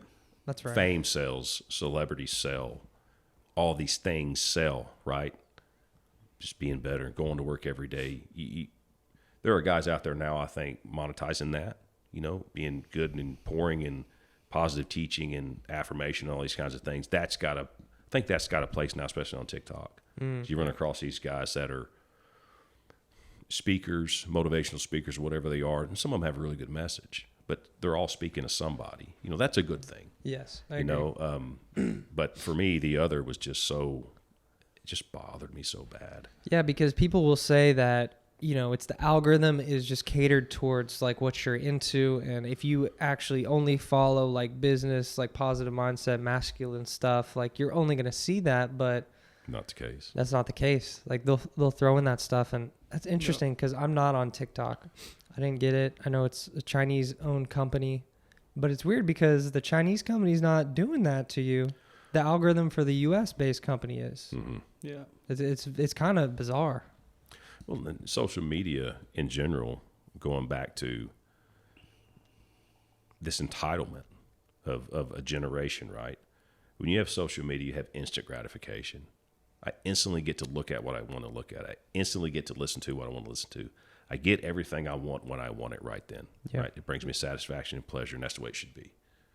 Well, I'm sorry, but in my opinion, that has flowed over into other things. Like the people I've interviewed. It's just like, where did this come from? Who told you were a princess? Yeah. Oh my goodness! What? I mean, it's just like it's this instant gratification need to be included, to be accepted, and they get all that. And look, this is just soapbox from an old guy, right? No, this is fascinating. No, I agree. I mean, I feel like social media is almost glorified not working, 100%. not putting in the work to earn. And,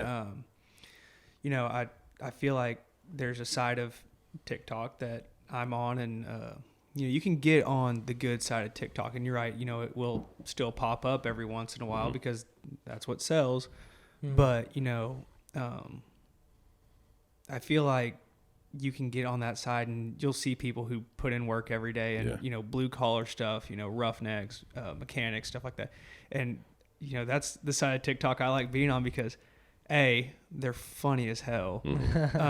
And B, it's just not the same thing over and over again that's what sells. You get on TikTok and, there's a trending dance or something and you just scroll through and there's 75 people doing the same thing over and over. Yeah. Where's the value in that? Whereas if you see, someone who's teaching you how to, my wife wants to start a garden. I've had garden TikTok for the past 2 weeks. Okay, well, we'll go from there. And that's not as prevalent. And you look at the likes on those videos and it's like 3,000 versus 400,000 on the dancing videos. But still, it's about what you cater it to as well. But I don't know if this is correct. I don't know too much about this, just enough to be dangerous and say something incorrect and ignorant. But if you dwell on, like if you're on TikTok and you dwell on something, like if I open a dance video and I set my phone down and go get a drink or go to the restroom and come back and it's been on for a while, I will see more of that as I scroll through. So it changes to what you look at the most. And I can control that. Right. Yeah. Because if I do watch something, I love the outdoors. I love everything outdoors, hunting, fishing, being just outside sunsets. I love all that stuff. And I was watching a video the other day and it was some people fishing on a boat. They were a charter offshore in Florida. And one of the main people was a part of the charter was a young lady fishing in a bikini. Right.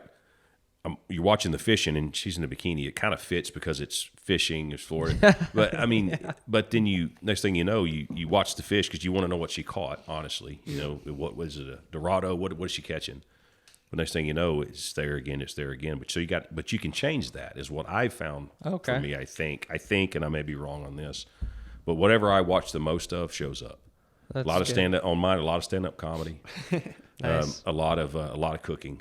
Yeah. Okay. And then people hurting themselves. I don't know. That's good to hear. And yeah, Instagram is the complete opposite. And what I've heard people talk about this where the filters nowadays that's going on with girls, you can have a filter and this girl could not have any makeup on. It puts makeup on her. It like exaggerates all the features. They call that catfishing or something like that. Catfishing. Exactly. Yeah. But people are doing this with artificial intelligence.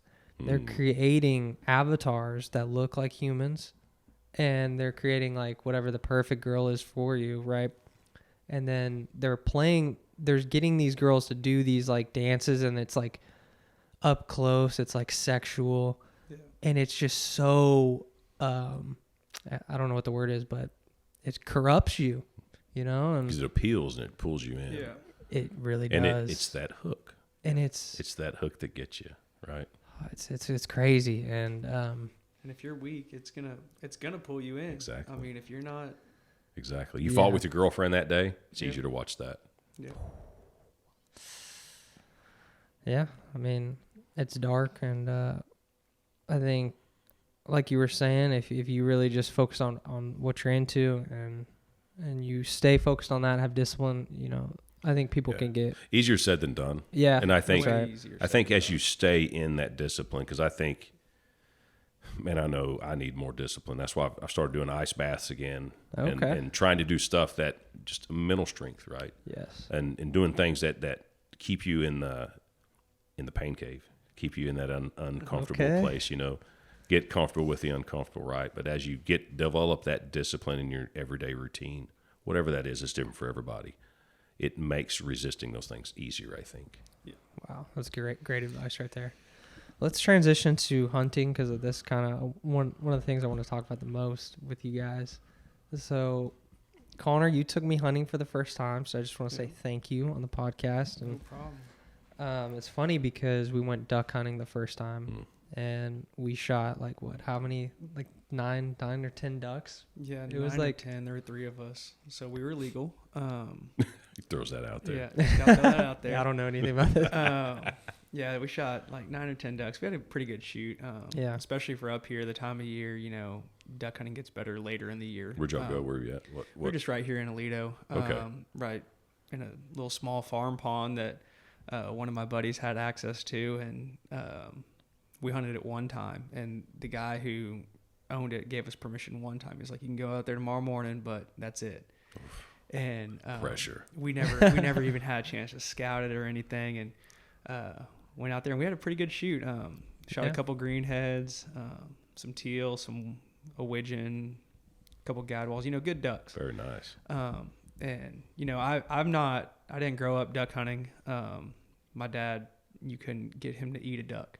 Yeah. But you know, in the last few years, my father-in-law, duck hunts religiously. So whenever I started dating her, we went down to their duck lease and kind of got me hooked onto it. And now, you know, there's something about it. You know, all different types of hunting interest me. Mm-hmm. I'll do whatever, outdoors, hunting, fishing, hiking, whatever it may be. But, you know, it's something new and it hasn't gotten old yet. Neither is deer hunting, and I've been deer hunting my whole life. Yeah. So, and I wanted to say too is like that first time we went, it was so fun, and we shot a lot of ducks. And the second time we went, I was trying to help you set up the decoys, and I fell in the water. Nice. It was like my boots got stuck. I like fell backwards. My ass was soaked. Sock was soaked, and then I got COVID that weekend too. yeah. It was crazy. But then we went deer hunting, and it was the same thing. Like the first time, you know, I was ever in that position. I shot the deer, and you were a great guide for me and teaching me how to do it. And I was more calm. And then the second time I did it, I missed. I forgot to put the headphones on, so my ears were ringing, and it was just like crazy the contrast in that. And but that happens. I mean, you can't let the missing get you down, because it's going to happen. Yeah, it's gonna happen, and it's not necessarily your fault either. You know, I guess it's more prevalent in bow hunting, but missing because the deer moved, or you know, you try and do everything you can to make sure your gun's on, and you know the equipment's perfect because you want to make that clean, ethical kill just for the sake of the animal. But sometimes, you know, things change, and that might have been what happened. You know, I wasn't there, but that was the missing link, right? no, I'm not saying that, because I believe Kind of threw that out there. Yeah, you were with my dad, correct? Yeah. See, my dad's he's just about as good as it gets too, and Yeah, no, I'm just joking.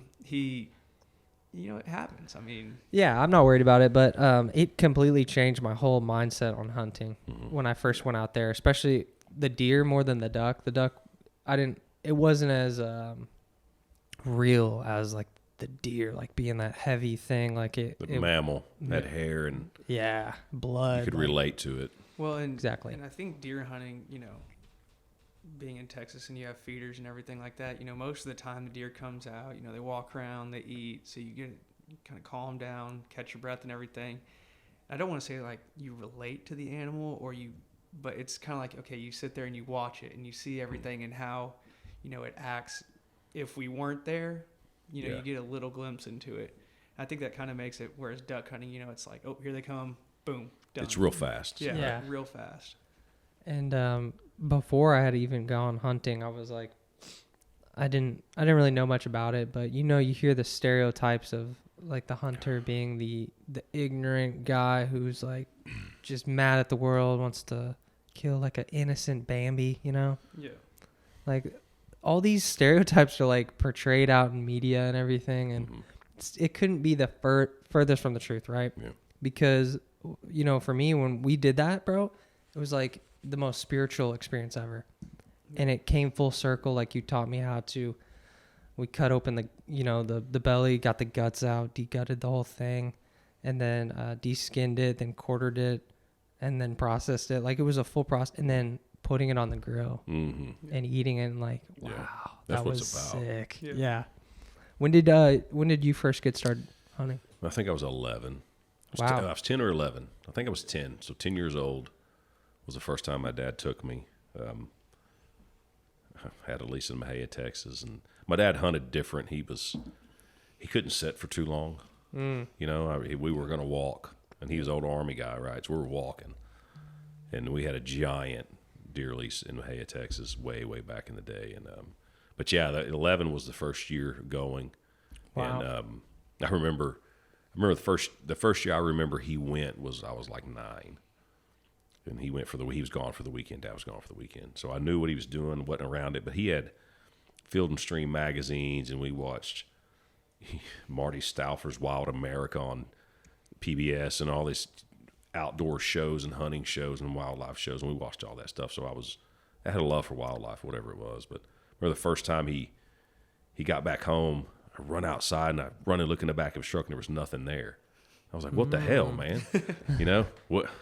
I don't understand. I didn't understand that you just don't go get a deer, right? You just don't go harvest a deer. It's a little bit of work. It's not as easy as one might think. It's a lot Yeah, of work. Yeah. But then that next year he took me and I was hooked. Yeah. Ever since then, I come October, November, I go to rut. My neck swells up. You know, the crows outside sound different. And when the weather changes, when football starts, you start making chili and eating chili. You go deer hunting, man. And that just all goes together. Dang. Okay. I mean, I feel like the same way. You know, I grew up hunting. We've been on the same deer lease. So I'm 26 years old, and we've been on the same deer lease for 25 years. So we would go out every weekend with my dad since we could walk. And, you know, he would go to the blind and we'd stay home. And then finally, whenever I think I was 8 or 9, whenever I shot my first deer, and you know, that was something we were calling grandparents, you know, saying, Connor shot his first deer, you know, tell us the story, you know, everything like that. It's a big deal. But man, ever since then, you know, it's not something that I think a lot of people get to experience, but it really puts in, like you were saying, it puts it in perspective. Like, you know, people can go to the grocery store and pick up a steak and be like, okay, you know, there's no realization of where that comes from. Whereas if you go out and not even, you know, from the moment you get in the blind, but, you know, from August, whenever you start clearing shooting Starts trails, way before deer season. way before, and filling feeders and scouting and Cutting putting lanes. up cameras and cleaning blinds and everything like that. And then, you know, opening mornings here and you go sit in the blind and, you know, you see the buck that you're after that year, but he just kind of runs across the back of a Sendero and, you know, you see him for that split second. You're like, okay, now I'm hooked. And, you know, there's been times where, not this past year, but the year before, man, I was hunting one deer. I saw him for a split second. And I was like, that's it. That's the one for the year. Yep. And, you know, I had good deer that I could have shot 5 times. But, you know, That's what happens. Dude, you get hooked on that one. And it's like, I don't want to say it's a competition, but it's almost like, okay, here's this animal that has evolved and gotten to this point by being smart and avoiding all predators. How am I going to outsmart him? And it's something unique. I mean, Yeah. I wish people could experience it. And that's why, like, whenever we went hunting and I took you, you know, it was almost as exciting for me to see you kill something. Yeah. Because, you know, the emotions and the whole thought process and everything you were going through, you know, I did the same exact thing. And I'm sure you did the same exact thing. And my sister and my brother and my dad, and the entire time, anyone who's hunted has that same exact, you know, you pull the trigger for the first time, your heart's going 100 miles an hour and, you know, you're shaking and, You close your eyes and pull the trigger. yeah, and you close your eyes and pull You look the trigger. away. And, You don't know what's happening. and then, you know, walking up to the animal, you know, for me, it was interesting because, you know, I've killed countless deer. So walking up to it was no big deal for me. But I mean, I turned around and I'm like, Jackson, where are you? And he's like, stop, just kind of like taking it in for a minute and puts his hand on it. You know, it's kind of like a quiet moment because you never done it before. And, you know, it kind of reminded me like, this is, you know, it's something special. Yeah. It's truly something special. Yeah, 100%, man. And I hope, you know, my kids, I'll take them hunting, you know, and I want to keep going. And it was really cool. I want to get into the whole primal hunting aspect, but just having like 2 months worth of food, you know, and because I eat a lot of meat, so, but you can like stretch that out obviously, but just having that and like not having to like pay butcher box like $600, you know, it's crazy. When you harvest your own animal, everyone's on the organic kick. You tell me what's more organic than a white-tailed deer or an elk or a mule deer, whatever it is that you're eating that you went and harvested yourself. It's not processed in any way. Even if you take it to a butcher or processor, they're putting some fat with it from a pig or a beef fat or something like that to make it so you can cook it without drying it out too much. Mm-hmm. But it doesn't go through all the processing. And you know how it was harvested. You know how it was taken care of.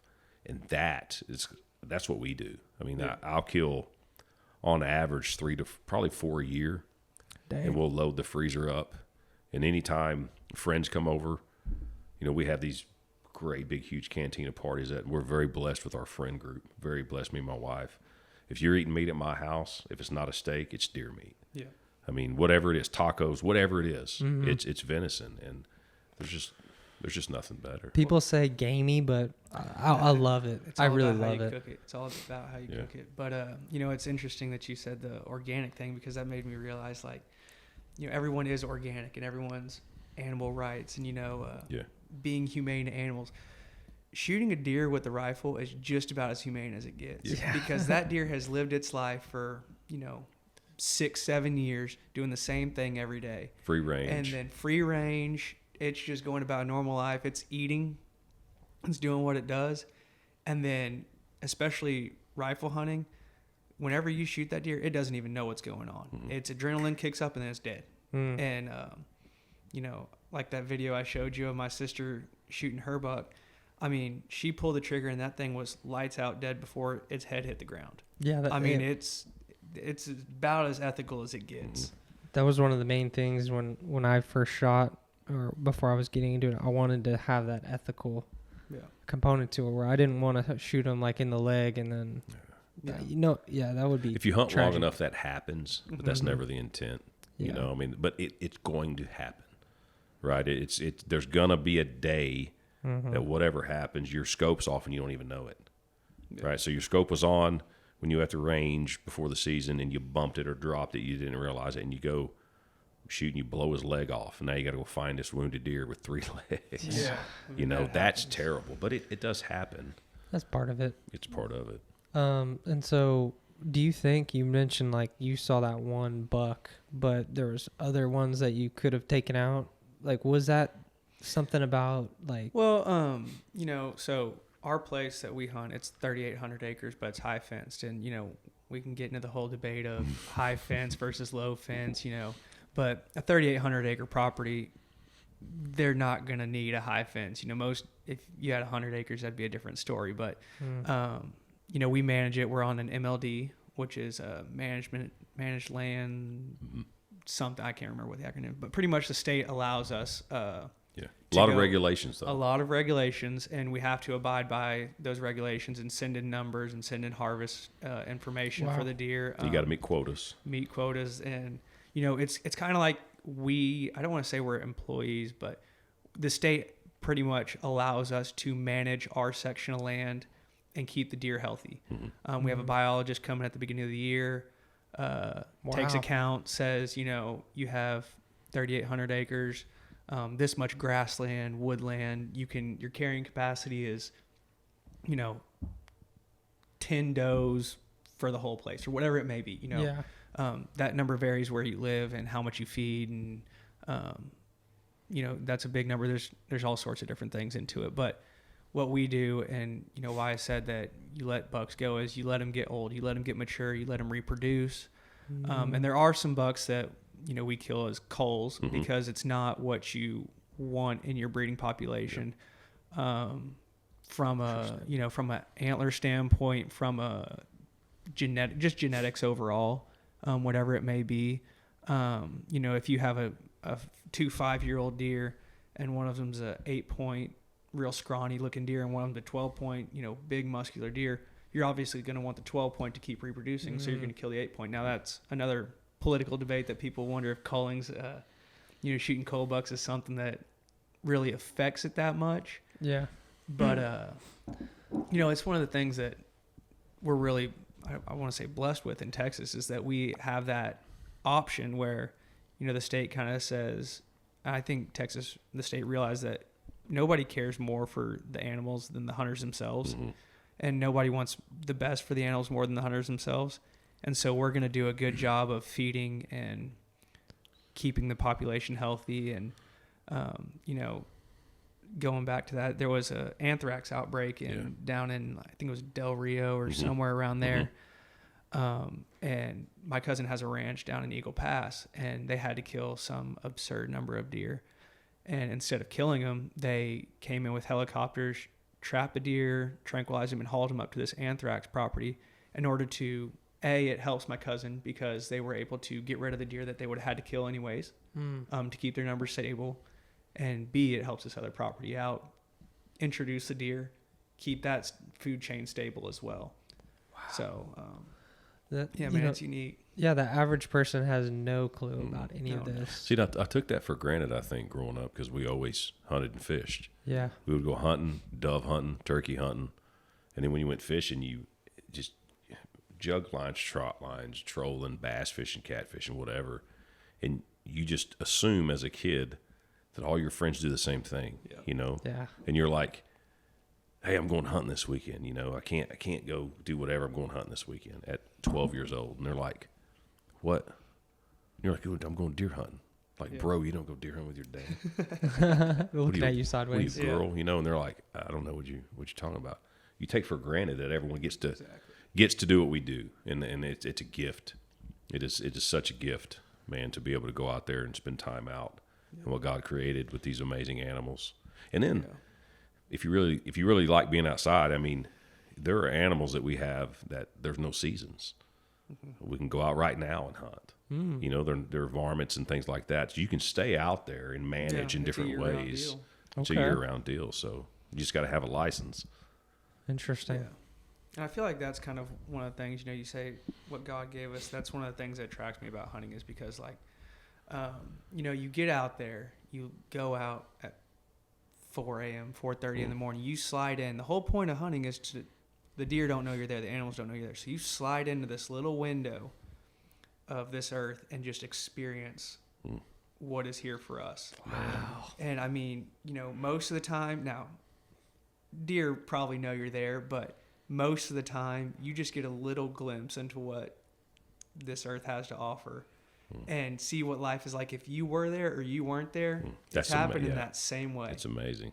And, you see this little niche of the world and how it happens. And, the other thing is, like, earlier you said you like sunsets and just everything, man. I'm a Christian as well, and seeing the picture that God has painted for us every day is just something that even if you go out and you don't see an animal, just it's something surreal. It's peaceful. You just take your mind off of everything. You want to reflect. Yeah. I mean, you can sit there and, with phones nowadays, it's different, but just turn your phone off and just listen. When it's so quiet, your ears ring. Yeah. And if you can get that far away, like the place I hunt on is huge. Dang. And you can get out there and you don't hear anything. You might hear the wind gens from West Texas grinding up there, but when your ears ring, and it's like, wow, man, it's so peaceful. It is. And there's no light but the stars. And I mean, our place, we're just northeast of Abilene, south of Breckenridge, but even that's an hour from the Metroplex, and it's pitch black. If you turn out the lights, you can see the Milky Way galaxy. I mean, it's you haven't seen stars until you've seen stars out there. Yeah, I mean, you could sit there for your whole life and try and count, and you wouldn't even get through a fraction of them. I've noticed that too. So I grew up in Arlington, kind of in suburb area, and like I wasn't able to see stars or anything like that. My dad didn't hunt or anything, but as I've gotten older, I've had chances, like with you and to be out there, going out to Sam's Ranch in Graham, and just looking up in the stars, and you see God's creation is so amazing. But then too, I get that through golfing, honestly. Is like when you golf, it's just like this beautiful landscape. You're out in nature. You don't have your phone. It's just you, this game, and you're concentrating. Kind of similar to hunting in a way, just being out there, and it's kind of like a meditation. Yeah. And even I went camping last summer, and that was just amazing, just to be so remote, and because we're so connected. And if you want to get into like conspiracy about the radio waves and everything, like all these phones and technology getting around you. When you're out there in the mountains, like nothing's there. It's just you, and it's amazing. Well, So. I don't know if y'all seen it, watching the Yellowstone. It was a couple seasons back, the TV show, or Yellowstone, whenever he's John and his grandson are going and setting up a camp and fly fishing. He's like, is this the spot? And he's like, no. And then finally he gets to a point, he checks his phone, it says no service. And he's like, this is where we're camping. I mean, that's what it is about for me. Exactly. I mean, like getting away from it all and just, you don't have any worries. Time passes slower whenever you're out there.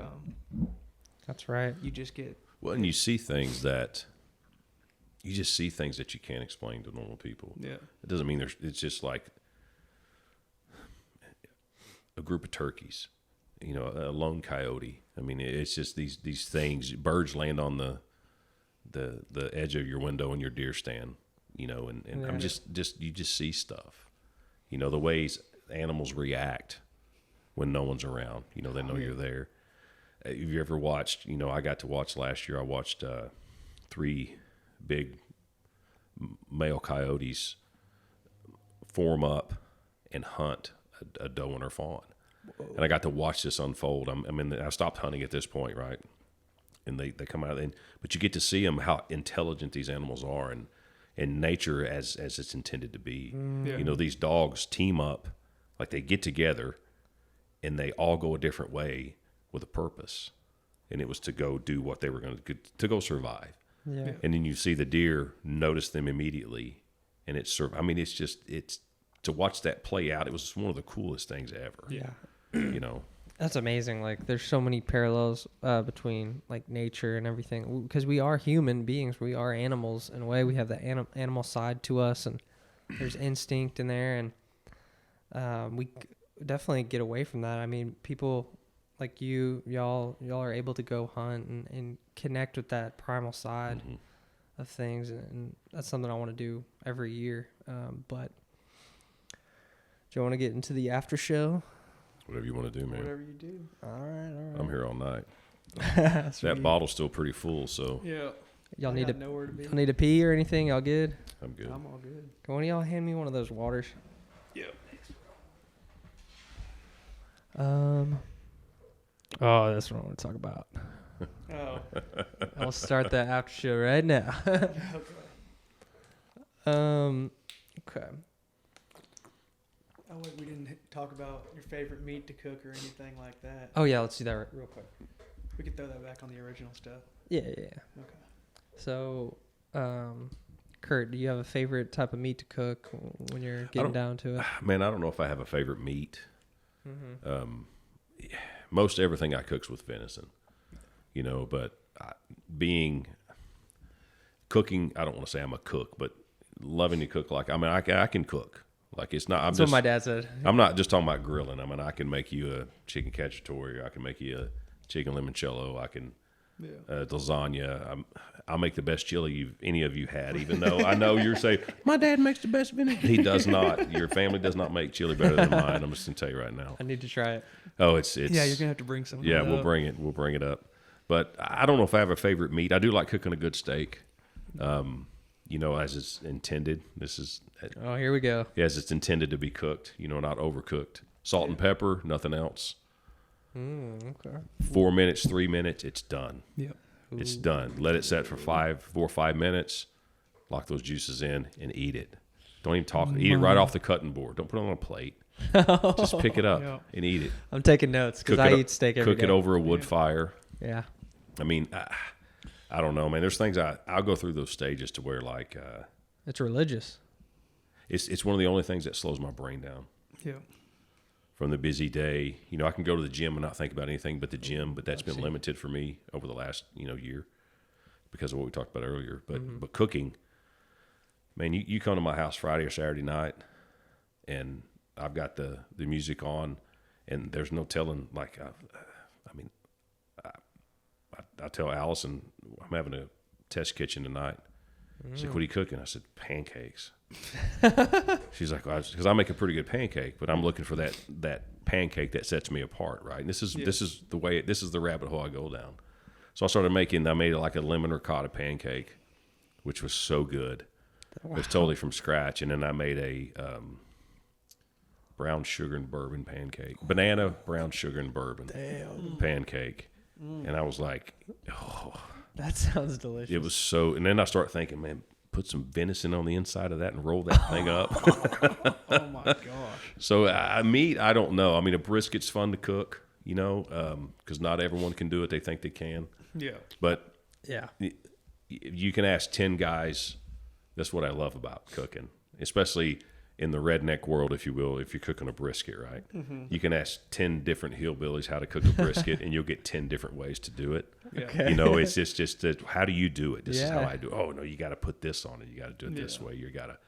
Mustard on You got to cook it with no pants on, because that makes a difference. I mean, whatever the case is, there's always something different. So, I mean, venison for me is probably in everything. Yeah. Yeah.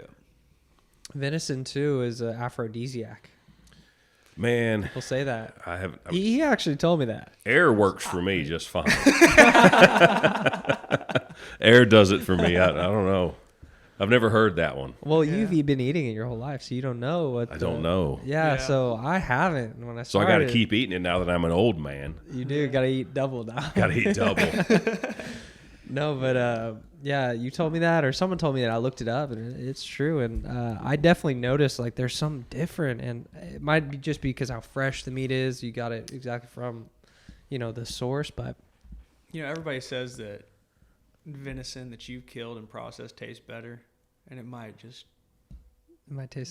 be the fact that I know everything that went into this, and it's rewarding that tastes so good. Here's your conspiracy. What if? Oh, here we go. After show. What if they're putting something in the meat to kill your sex drive? What if there's a chemical or an additive or something in there that just kills your need to reproduce as men? Because that's always, since we're in the after show, I believe that maybe I shouldn't say that, but maybe there's a group of people going, we need to curb this male testosterone, and when you eat your venison, it's not in there. So maybe that's it. They can't get to it. They can't get to it. Yeah, I mean, so back to the types of meat, though. I got some questions for you, because I've had my fair share of different wild game. Mule deer, moose, venison, wild hog. And have you ever had Nilgai before? So listen, no, I have not. It is a bucket list hunt for me. I only learned about this animal a few years ago, and I'm enamored with it. And it doesn't look like anything. It's because they're not indigenous to North America. They're from Asia. Really? India or Asia? Asia. They're is India in Asia?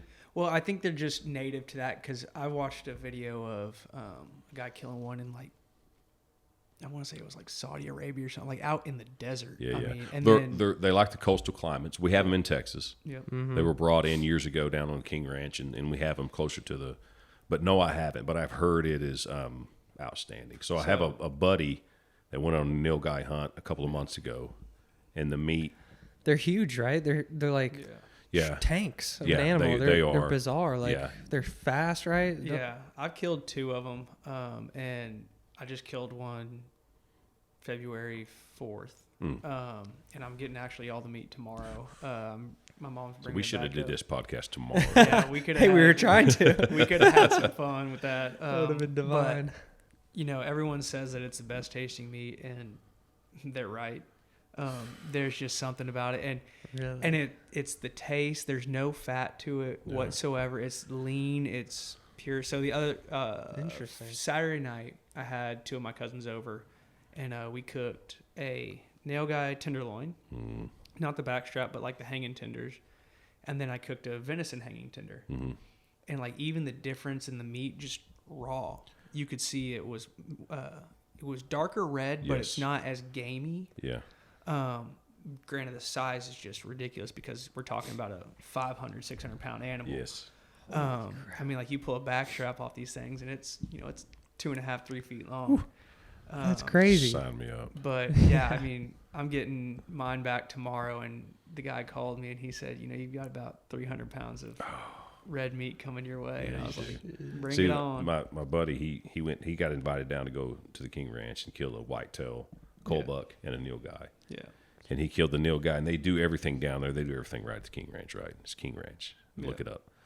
So they do everything. You might have very, heard about it. Yeah, you might have heard of it, or not. Maybe. But they do it. But so he gets all this meat shipped to his house, and he tells me, he said, "Hey, come out here and get some meat out of my freezer." Not the Nilgai. Now because he has his own cattle, and he gave me, I don't know how much meat he gave me. It was whitetail and beef and all this kind of stuff. And he showed me. He didn't give it to me, but he didn't let me try it. But he showed me they shrink wrapped or vacuum sealed the Nilgai tenderloins wrapped in bacon, pre-sealed. And I thought, oh. And he told me that next Monday. He goes, "Hey man, I cooked one of those up," and he goes, "It was all that it's hyped up to be." Dang. So let me ask you this then. So a hunt I've been trying to go on for 4 years, and I have not been successful in going.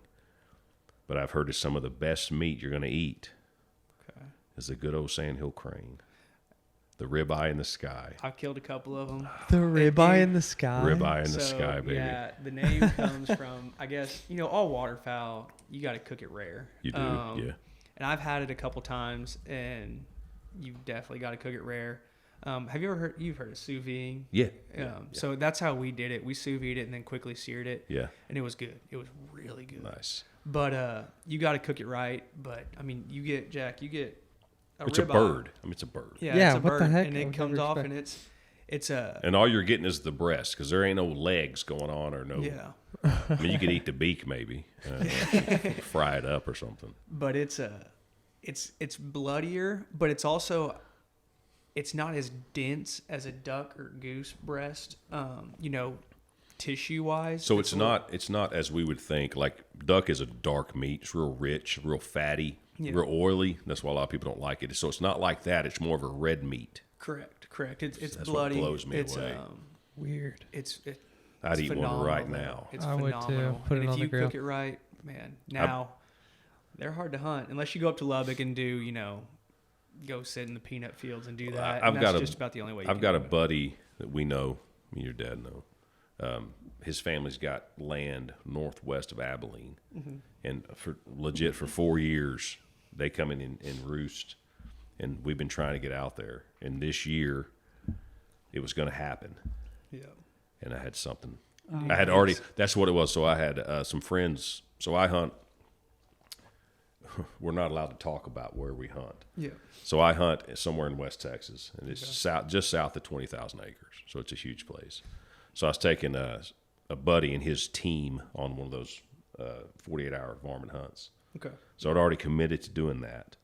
And then my buddy Matt calls, and he's like, "Sandhills are roosting at Dad's." I was like, "You son of a bitch." I was like, "Bro, I already committed to this." So I called the other guy. I was like, "Hey, man, you are all your team members going to make it? You said you had one guy that may not make it." He goes, "Yeah, he's signed up. He's good to go." Son of a bitch, So I missed out again, man. But Man, that's a really fun hunt. Doing those over decoys and seeing them come in. The big Canadian geese, not just the ones you see around here on golf course ponds, but the honkers that are up north. They say those look like 747s coming into land. you can Google, I think. There are a certain amount of people that die every year from a goose landing on them after shooting it. Oh, yeah. I saw a video where a guy got hit in the blind with one, and it knocked him out cold. It's a 30-pound bird or something like that. Yeah, they're large. They're 20, 30 pounds. But like those Sandhill cranes, so that beak that they've got. How to stop a goose attack. My brother got attacked by They're mean. a goose. Which one? Trust me. Ben. It bit him on the ass. He That was a like, big goose. You get a pissed off goose coming at you, you'll want to kill every goose in Yes. the world. I mean, yeah, they're get away from bad. me, man. But those cranes. Crazy. They land on you, you could die. Well, they shoot them Snap out of the your sky, neck. and they just come Yeah. falling. If you crumple one. Yeah, because the way you hunt a goose is, sorry, goose hunters out there, you lay in a field and you have some kind of blind and you have decoys everywhere and they're flying overhead, so you're shooting. Like you pop up from a laying position and you shoot. So they're coming towards you over you, so there's a good chance that they're coming at you when you shoot them. You got this 30-pound bird falling from you know. They're booking it too whenever they're flying. They don't look like they're flying that fast, but they're going 20, 30 miles an hour. I mean, you Dang. got to figure That's 6 or crazy. 7 foot wingspan. It's a bird. I mean, it's coming at you. And then whenever it starts falling out of the sky, That would be it's you coming got a down serpentine. You got a serpentine, man. You don't want to. But yeah, those. That would suck to die from that, you know. There's some. Be a there's hell of some a cool- story if you got an injury from it, though. Life's about the story, yeah, man. yeah, that's true. Yeah. How'd you break your back? Let me tell you about it. I shot this goose. Don't even say you shot. Just I got. Dang, this son of a attacked by bitch and goose attacked me. So we're talking about the ribeye in the sky, but then you're saying Nilgai is the best, but then you say it has no fat. The fat is like my favorite part of the ribeye, though. Would that just be a personal thing? Maybe I wouldn't like it as It'd much. be a personal thing. I mean, it's Yeah. just like, do you like a strip? Do you like a T-bone? Do you like yeah. a, whatever you like, fillet? Mhm. The best part on any game animal is going to be like the back straps and the Yeah. tenderloins. Yeah. Okay. And those aren't going to have any fat in them. Now they might have fat or silver skin around them, and then it's whenever it comes down to the fat, it's just about how you cook it. You Yeah. don't overcook it. If you overcook it, then that's where the fat plays in. But if you cook wild game over rare, maybe medium rare, it's not going to taste Yeah, great. you got to think. You've got to get out of the mindset of this is a steak, this is a pork chop. Yeah. Anything that you go buy, it's not like that because Okay. there's no marbling in it. And when you look at it and see that there's no marbling, you can't throw it down and go get you a drink. You got to pay attention to what you're doing, or you can't overcook it. Well, And there's nothing worse than overcooked game meat. Oh yeah, no, it's terrible. You might as well just throw it away. Go to Whataburger. I But know. you gotta think these animals, wild game, they've lived their whole lives getting away from predators. So there's not an ounce of wasted meat on these animals. There's no fat. Because That's a fat good slows you point. down. Whereas you look at cows in a feedlot. Yeah. I mean, they don't move. They just get fat because that's what sells. I mean, Yep. you know, Yeah. people want the marbling. People want the flavor. Yeah. Well, you look at a Nilgai, that thing's running 97% of the time, and their diet's different. So they're not eating grain; they're eating grasses and stuff But like look that. at that thing. I mean, it's like a linebacker. Oh, dude, Yeah.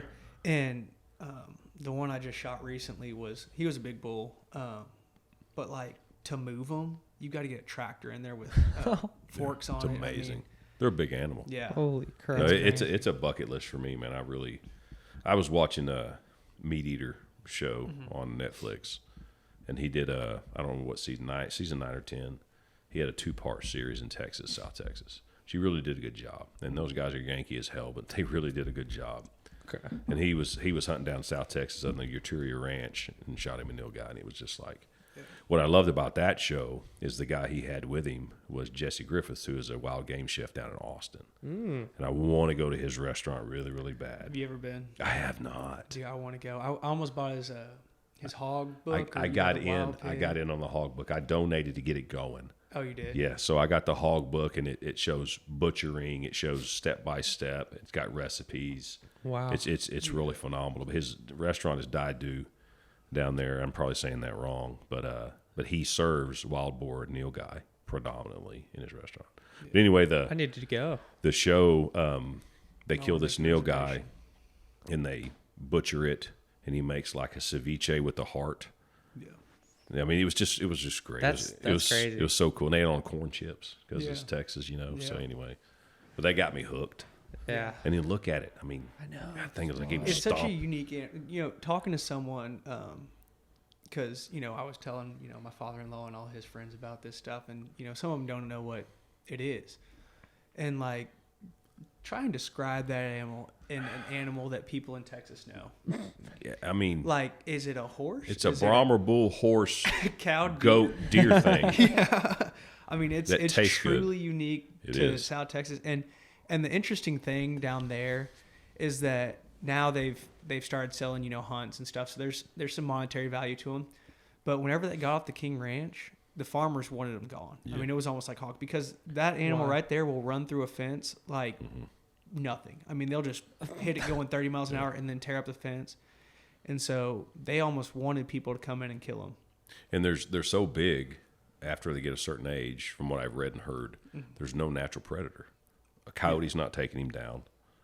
Bobcat's not. And if there's mountain lions, a mountain lion, but he's not going to get a mature bull at 500 pounds. I mean, a calf straight as soon as it hits the ground is probably Yeah. 100 pounds, What 80 the pounds, heck? 100 pounds. This So thing I is mean, a you're talking about unicorn. What the hell? It's well, and amazing. that's the issue with, and I say invasive, but invasive wildlife is that there's no predators that have evolved to eat that thing in our state. Yeah. And so whenever they come in, there's nothing that We don't have wolves yet. yet. And I got a whole story about that, or a thought. But there's no wolves here yet, and they wouldn't make it down to South Texas anyway. No. But there's not enough big cats To get this, to manage that species. because in Asia there the tiger or I don't know. So the biggest thing that puts a hurting on them and why they'll stay south, they'll never come up past, I'd say probably Corpus, Robstown, unless they're brought in for an exotic ranch for someone to hunt, is because they do not, since there's no fat, they cannot survive the cold. Yeah, they're a So- coastal animal. Like our big freeze, 2 years ago, put a hurting on their population down south. it's crazy. So That's I wild. got to go on I got invited. So we use Caterpillar for our machinery, and Cat has a deer lease inside the King Ranch. So the King Ranch rents them or leases them an area Okay. inside their ranch, and it's Caterpillar's ranch. Caterpillar's deer lease is 35,000 acres of what they have inside the King. And it is probably 10, you can look all this up as far as geometry or geography. It's, I believe the front gate of the place we went to hunt dove, we went on a dove hunt, is 10 miles. The gate is 10 miles from Kingsville. So that's how far north it is. Yeah. And on the very south edge of their place, they might see a Nilgai every once in a while. Yeah. So they're really coastal. They like they like that air, the dry climate. They like that. Well, and they eat browse. So Yeah. that down there, you got a bunch of, you saw it whenever we were in Eagle Pass, that low brush, Okay. just shrubby stuff. That's what they go for. That's The unique thing about Nilgai that, they don't come to corn, they don't come to anything, so it's hard to hunt them. Mm-hmm. You just kind of have to come across them. But one thing that they do is they will always shit in the same spot. And so and this is how they're, how they've evolved over time, is that in Asia, whenever it was a real drought, they could go back to their shit piles and eat the shit because they knew that there were still some There's nutrients moisture. in there and moisture, and that's real life. And that shit pile would sprout up some little grass seeds and stuff like that. And so that's how they hunt them down south. Sometimes if you can't find them driving around, Look for a pile of shit. Look for the look for a polish. pile of shit. And you think it's there's a couple pieces. No, it's a mound. It'll be It's like a foot hill. and a half tall. Yeah, it's a hill. You're standing on it and as a lookout, you don't even know it. Yeah, they're the most unique animal in this state by far. Yeah, because you would think he would eat something other than little grass. How can he be so big? Well, that's why I call him a horse cow deer. Yeah. There's nothing. They eat grass like a cow. They look like a horse, and Looks they like taste as good as linebacker. Looks like I don't know if y'all know who Junior Seau is. He looks just like Yeah. Junior Seau with that big old neck. a deer. So, and they fight. And they will tear each other up. I love It's it. ridiculous. So you see his There's neck gotta be right video of there, this. all those scars on it. So the one I killed, I think I sent Jack a picture of it. Maybe we can put it up later or something. But did it come through on your email? No. No, I sent it to your phone then. Okay. But mine wasn't all torn up in the neck. So how they fight is they swing their heads around and gore each other up that way. But mine wasn't all torn up, and my brother's, dude, it looked like he had run through barbed wire fence and just lived in it because his neck was scarred up left and right. They're mean animals, and That's what they call them, blue bulls. Yeah, blue the bull. big mature bulls. And that's what I might be wrong in this, but I think I read and I heard the older they are, the darker they are. correct. Yeah. For the most part, you see a big. The cows are all brown, a big dark blue. See that they're hair so- flying off? See that? Yeah. They're just hooking each other. And you're talking about a 500, 600 pound animal just going at it. God And damn. those Imagine what that horns sounds right like. there. Oh, yeah. Those horns are freaking daggers on the end of them too. So they're And just see, look at that tail. That's a Yeah. horse-like. That's a weird tail for a game animal. whoa. Yeah. They're This is a Fascinating. They're beautiful animals. Oh, They I'm taste just this is really damn good. imagine seeing this in person, sitting in a blind, sitting in a pickup truck and looking at that through your binos. Yeah. That would be insane. Oh man. Oh, I found another video that I was meaning to send you earlier, Jack. Of we were sitting in a deer blind 2 years ago down at my cousin's place, and had bucks fight right in front of us. And I mean, you know, you don't realize how strong those animals are, and you know they're going back and forth and kicking up dust. And then in the video, they take off and they're pushing each other, and they just go right over the top of a mesquite tree and break it. I mean, and you know, you're talking about a mesquite tree like that, and they just go right over the top of it, and they don't miss a step because they're so horned up and just ready and going. Their testosterone's pumping, adrenaline's going, that they don't even realize that. It's pretty cool.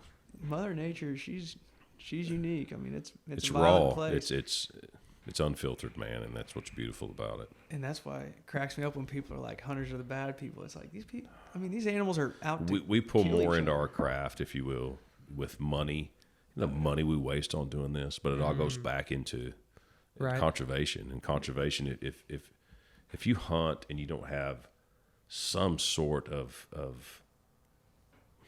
if you don't think about conservation, taking care of your land, if you don't think about the animal, put the animal first. I mean, what are you doing? Yeah, You know, you're giving back, but all the money, it's $1 billion, probably $1 trillion business. Especially in Texas, it's $1 billion business. I mean, it's a business in Texas. You know, we have deer leases. I think Texas is 75% privately owned. So if you want to hunt, you're paying somebody unless you own your own land. And then you're buying it, right? So, but the money we put into this for this animal, for these animals, is people miss that part. Yeah, even like there was a story that went viral like maybe like 5 or 6 years ago where there was a big lion that someone had killed on like a Cecil. hunt. Cecil the lion. Yeah. And that whole situation wasn't. Did he have a name before he got killed? No. Okay, thank you. Well, he was that lion that took out the family deer. Yeah. But, Well, and that's the thing about Africa too. Like Africa's a prime example of how conservation goes back into the animals, because there are species in Africa that hunters have saved because, you know, someone will pay, you know, it might be $100,000. I could be wrong, to go shoot an elephant. Yeah. Okay, well, if we don't go, or if a hunter doesn't go kill that elephant, the tribe's going to kill it because he's tearing out their crops and stuff like that. But then that $100,000 goes into the conservation of the animals. It goes back into the tribe. You know, you're paying people to guide the hunt, clean the animal, everything. And then most of the time in those situations, you know, a hunter might take some of the meat, but what are you going to do with You eat thousands of pounds of meat? You eat the Yeah. meat when you're there, but And but the rest of the meat goes to the villages and the tribes. And you know, these shows where those guys go over there and hunt and they shoot a hippo or something like that. I mean, these tribes come from miles, and they are the happiest people on that continent at that time because they got meat. And by our standards, they have nothing. Yeah, But by their standards, they're rich. It's all about perception yeah, and where you're at in life, right? it's powerful. So you got someone coming over and providing. How much meat you get off a hippo? Oh, I mean, come on. I don't even know how much one it's a was. it's a 4,000 2-ton pounds? animal. It's 4,000 pounds, but they use every bit of it. And I think the hunter will walk away with the trophy, yeah, with the mount, with the cape, with the skull, or whatever that is. Like the only thing I'd ever want to hunt in Africa is the kudu, the greater kudu. Oh yeah, buddy, the greater Great kudu. ghost, Oh baby. man, that would be amazing to go hunt. that It doesn't look like KUD. anything you've ever seen. yeah, there you yeah. I mean, they're probably one, and that's another unique animal. So much stuff out of that continent and that area is so unique Yeah. looking. I Yeah. mean, But every bit of that they're going to use. Yeah. So you'll get the cape and the mount and the horns and the skull and all that stuff. But every bit of that animal they use, and that's what, when you go hunt over there, that's what what you do. I mean, you give back. You're talking about giving back. You may eat some of it that night, or if you're there a couple of days or whatever. But and then the villages come out and they butcher and clean, and it's a family thing. The women come out, the kids are running around, and they're doing all this stuff in front. It's like, oh, what am I doing at home? Yeah. Talk about reflection. How am I wasting my day looking at Instagram? You know what I mean? well, and then you look at it and you see that, and then you think about people who live here and are like, oh, you know, hunting's not necessary. Well, if hunting wasn't happening in Africa, Yeah. try and tell them to be vegan. Like, come Exactly. on, it would not happen.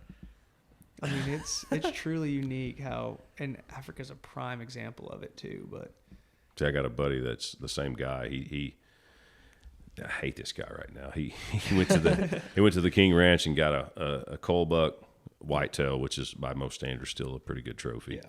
Shot a Nilgai. He shot a buffalo the other day with a lever gun. yeah, He's going to Argentina on a red stag hunt, and then he's got a Africa hunt scheduled. And he's Holy still crap. picking animals yeah. for Africa.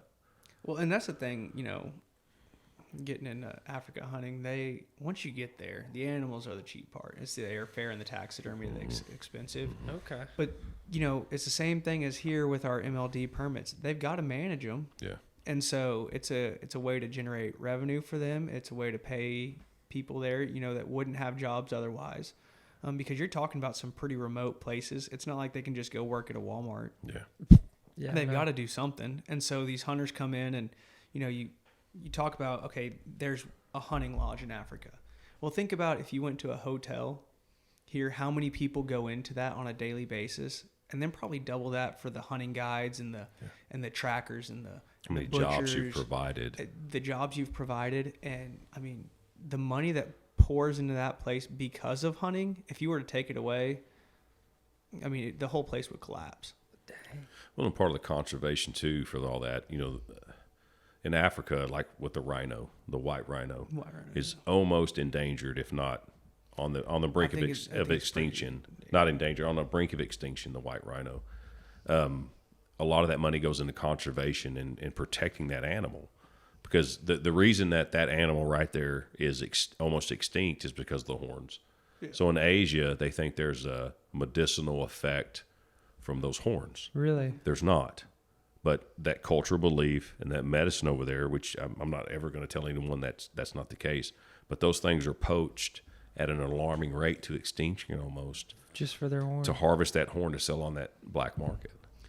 Well, it's to the point now where, like, there's so few left that each one has, like, armed guards around it. I mean, What the hell? No, I watched a show a while back, The White Rhino, and man, I wish I could go watch it again to see if it's correct, that the last free-ranging male had died. Yep, that's correct. Which means the species is done. Yep. So there were 2 females and 1 male free-ranging. And I don't know if that's correct or not. It was whatever I was watching. It was about 2 years ago. Now, there's some in captivity, but I don't think free-ranging. I don't know what the population of free-ranging white rhinos is currently. That's unfortunate. But that's sad to me is the Yeah. extinction of a species just because we did that. Man did Yeah. that. Like the buffalo. You know, they used to be by the millions. We did that. Yep. It's bothersome. Yeah, it is Which, sad. that's another example of conservation, paying for it because the buffalo are coming back. Yeah. And you can hunt them, and you're going to pay a pretty penny to do Yeah, it. you are. But, you know, every year you have to kill a certain amount of animals just to keep the population stable. Mm-hmm. So, you know, would you rather them die and be eaten by bears and starve each other to death, or would you rather hunters come in and, you know, pay and provide jobs and inject a little bit of money into the conservation and that economy? Look how many people are moving to Texas. Let's just use Texas. Look how many people are moving to Texas every day. It's alarming. I'm in construction. We monitor this. Mm-hmm. It's alarming the amount of people that are moving into Texas from other states. Wow. So as that populace grows, you just go down to Austin to the Loop. When they first built that loop around Austin, there was an alarming rate of car wrecks because they were hitting wild hogs. Now, wild hogs are an issue, but there's wildlife out there that there wasn't a road before. Mm-hmm. If we don't manage the population through hunting, you're going to have more and more, let's just use that, you're going to have more and more accidents on roads because the population could get out of hand. Yeah. Predation's not going to take care of it. You can't, people say, we'll just poison them. So you'd rather poison an animal than have a responsible hunter who's going to eat the animal and pour back into conservation, go harvest that animal? You'd rather poison it? It's ludicrous. It is. It's such a skewed way of thinking. And I know in California with the mountain lions, they're doing this now because they let the people vote. And, you know, California's out there. A little crazy. And so they let the people vote, and they did away with mountain lion hunting. Well, now they're at the point where like mountain That's lions are just- coming in people's backyards and eating their dogs and stuff like that. So instead of opening it back up to hunters who can go out, buy a tag, buy a rifle, buy Yep. everything that goes into it, they've hired professional hunters to go in and manage this population who, instead That's of the crazy. state gaining money for hunting them, the state's paying money for people to go in and do the same exact job. I mean, it's ludicrous whenever you get going down that road, That is how far people will take it. There's a lot of Subarus in California. I'm just going to leave that out there. I'm not saying there's a correlation there. Well, next question. That's crazy. You mentioned wild hogs, so that's a huge issue, right? They're reproducing all throughout the year, right? And They can have a. I think it's I may get 2 this to wrong. 3 litters a year. They can have 3 litters a year, up to 16 piglets a litter, and they can start 6 months. having litters at 6 months old. so they're just It's the not, biggest nuisance. It's not like cows or horses where it's one every year. And there's no predators. There's no predator. Once they get over 15, 20 pounds, Yeah. and the issue is, if you ever want to see how mean they are, go grab a piglet, and you better be ready to run because mom's You ought to coming. do that, though. That's a good time. I'm just going to say that. Yeah, Run we'll to get the into that pigskin. later. But Get we, into it right now. But they're I no mean, bigger dude. than a football. You can tuck them under. Oh, dude. I mean, they're crazy. They do and- bite, though. And, that's the constant battle that people are facing now is how do you deal with them because there's no real way to slow them down. It's exponential. On an annual basis, it is exponential. I mean, we look at, so our lease, I said it's high fence, so there's no way for those animals, those pigs to get out. They did a helicopter survey one year. They counted 175 hogs. The next year they went back, they counted 325 hogs In a controlled environment. in a controlled environment, and we were shooting and hunting anyone we saw. Holy. We have a like where I hunt on the ranch I hunt on. It's see a pig, shoot a pig. Yeah. See a coyote, shoot a coyote. Really? I mean, that's just the deal. That's what I told you whenever we were out at my cousin's place. If you are hunting deer and you see a pig or a coyote, it becomes a coyote or a pig hunt. Deer hunt's over. Deer hunt's Deer over. hunt's over. Deer hunt will be back. You gotta take care of it. I shot 0 deer last year, first time in years. I didn't kill a deer. It's my first year on this lease as a member. Okay. I shot 7 coyotes. Yeah. And people don't realize how much of an effect coyotes have on deer populations as well. I mean, Really? you can see it in 1 year. You'll lose an entire age group of deer because of coyotes. No way. Oh, So, dude, so we had a really bad drought last year Okay. that really affected the last deer season. Yep. Fawn survival rate was almost nil across the state. Okay. Horn production, I guess you could say. Quality. Yeah. Horn quality was subpar.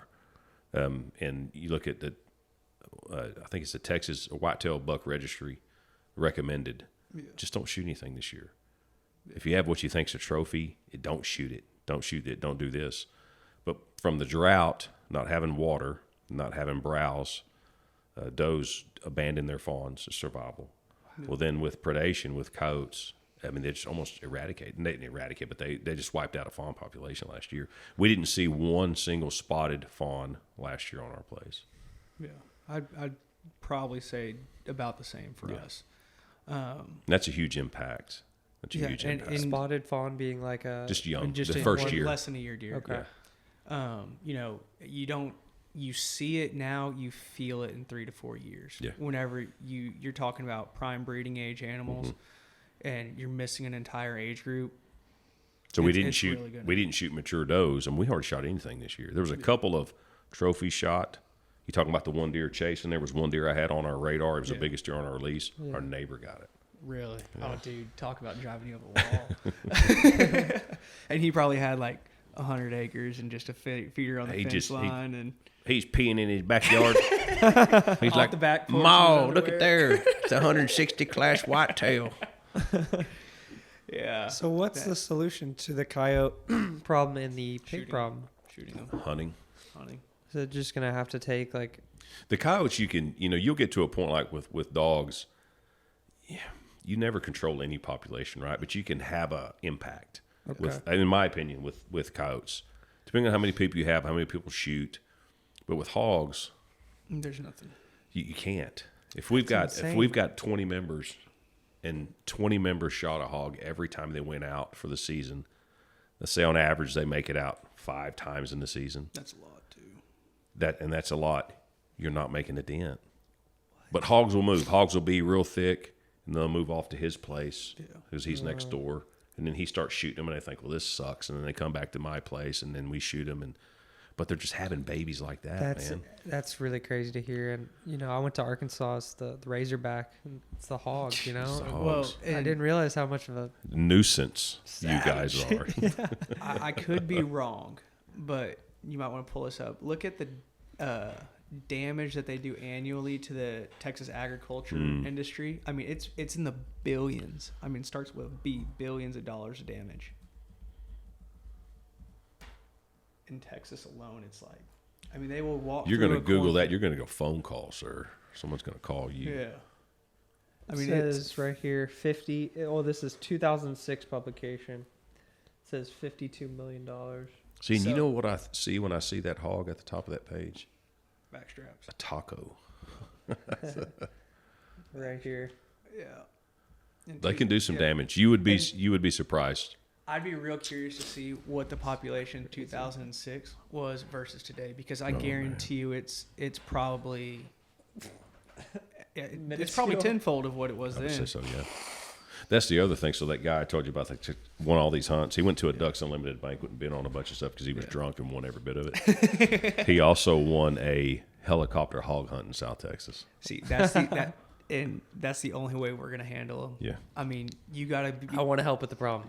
You got to go up in a helicopter and get Helicopter. you an AR and You get this 5,000 burnout rounds. Vietnam Hemi pilot, or Huey pilot, sorry, Huey, and he shows up in this glass bulb with a motor on it. He gives you a machine gun. He says, "Load up, boys. It says, we're going up." Put on your seatbelt, fellas. He's drinking tequila in one hand, Flying with the other. flying with his knee while he's smoking a doobie. He's like, "There's some over there on the right." Y'all, hey, that's something to YouTube is helicopter hog hunting and the way they come in and fly backwards, and I mean that is a party. They'll shoot. You'll go up and you'll shoot hundreds. He's of got a them. Medigun. See, Look at that. 287 hogs down. I guarantee you that's in one day. Oh yeah, you got to put music to it. Have to. Look I at mean, it. like, See, that watch guy it. was in Nam right there. So look, see, here's a big old group. Look at that's that what you group. see. That's Yeah. probably what. That's not too 25, big, 30 yeah. hogs. But see, then you got to be able to shoot them. Yeah, like that's not as easy. It's not easy. as I was thinking. No, you're. But how I mean, fun you're would that moving. be? It's like try a video and- game. Try and shoot a moving target that's running 20, 30 miles an 20, hour 30 miles an hour. in a car that is moving the opposite direction or the same direction. Look at that one way off in the Flip. distance. He said, "Hell no, I've been here, done that." Well, and these guys too, these helicopter pilots know how to fly and kind of corral them back Yeah. into the middle of these Oh, fields. is that what they're doing? It's like herding cats, fellas. Look at that hog. He said, "Oh shit." But I Billy mean- Bob and Jethro done showed up But I guarantee you, these two guys shooting were probably hired by a farmer for this video. for this video, and he's coming out there, and they're gonna make money shooting these pigs. And Damn, that one's still going. ideally, It keeps missing. they're gonna go pick up these pigs and take them to a food bank. But who knows? That's my thing. Is that's okay. Soapbox moment here. So this is something that really bothers me in the U.S. Okay. is hunger. Yeah. People, period, but children should not go hungry in this country. I throw more food out a month in my fridge that we cooked and went bad than a lot of people have, and that's real. With the hog population that we have and the hog problem that we have in just the state of Texas, don't count Louisiana, Georgia, all the southern states because it's spread wide in the South. From Canada now. I mean, Wow. Yeah. So with the hog problem that we have, if that's something given to us that, in my opinion, if we did it correctly, we could fix hunger in the U.S. I think that's a great idea. And I've thought about loosely how can I figure that out? How can I figure out how to make this a thing? And people go, well, some people don't eat pork. You're not hungry then. Yeah. I'm sorry, religious beliefs aside, you're not hungry. Yep. I can give you a resource that's a nuisance. We can be doing people a favor. They would pay you to come out and shoot these hogs. Now you have processing fees. That's the thing. There's a money still tied to it. And you got to keep them somewhere. You got to do these things. You got to get hunters to buy in, but I think hunters would buy in if you could put select locations where people could take these wild hogs. It's an unlimited resource 100%. That I can't help but think the reason they produce like they do and they gestate so fast is God's going, you're hungry, here you go. Yeah. Here's you a food source. What are you going to do with it? Yeah. Well, they're ugly. You got to. There's a group of people that go and do this. Yeah. You know, it's not the guys that live on my street. It's the one guy that lives on my street and his redneck buddies that go do this kind of stuff. But hunters are passionate enough because it helps control their land. It benefits their land, their deer population, their crops, ranchers. It helps all that. So if we could find a way to get people to buy in, yep. you probably never get rid of hunger, but you can make a damn good dent in it. Yeah. I think that's a great idea. You just need some momentum behind it, get like a big voice behind it. But even without that, you can, I mean, that's a great solution to both problems. Yeah. And I mean, there's a great program, and it's called Hunters for the Hungry. Mm-hmm. And most of the time, you know, it's people who don't, you know, you shoot an old buck or something like that. That's, you know, they tend to taste a little more gamey and someone doesn't want it. Well, they're going to donate it. Well, that's going to go to a food bank or a church or something like that, or a needy family. And, you know, for this, you know, my buck I shot this year, I donated it for Hunters for the Hungry just because I didn't need the meat. And you take it to a processor and you pay, you know, I think it was $50 for the processing fee, maybe $100. I can't remember exactly what it was. And look at that. I mean, over 2.1 million pounds of meat donated every year. It's beautiful. It puts a good use to stuff that needs to happen on a daily basis anyways. It serves so many purposes. Oh man. And it checks so many boxes across the board. Yeah. That you got to have a group of people that are willing to buy in. Hunters are willing to buy in. Yeah. Hunters are willing because, one, they get to go shoot shit, man. Yeah. And everybody wants to do that. Yeah. You can shoot them at night, in the day, from a helicopter, from a pickup truck. You can run them over. You can do whatever you want to these hogs and get them and harvest them. But you just got to get them to a point, and then you got to process them, get into people, and there's plenty of opportunity. And I think That's that's a great one thing, resource. like these big ranches down in South Texas, you know, like that have to kill 100 deer a year. You know, my cousin's place, the first year they got it, they had to kill upwards of 100 does. Well, you know, everybody wants to go out and go trophy hunt and shoot 180-inch deer. You know, that's fun.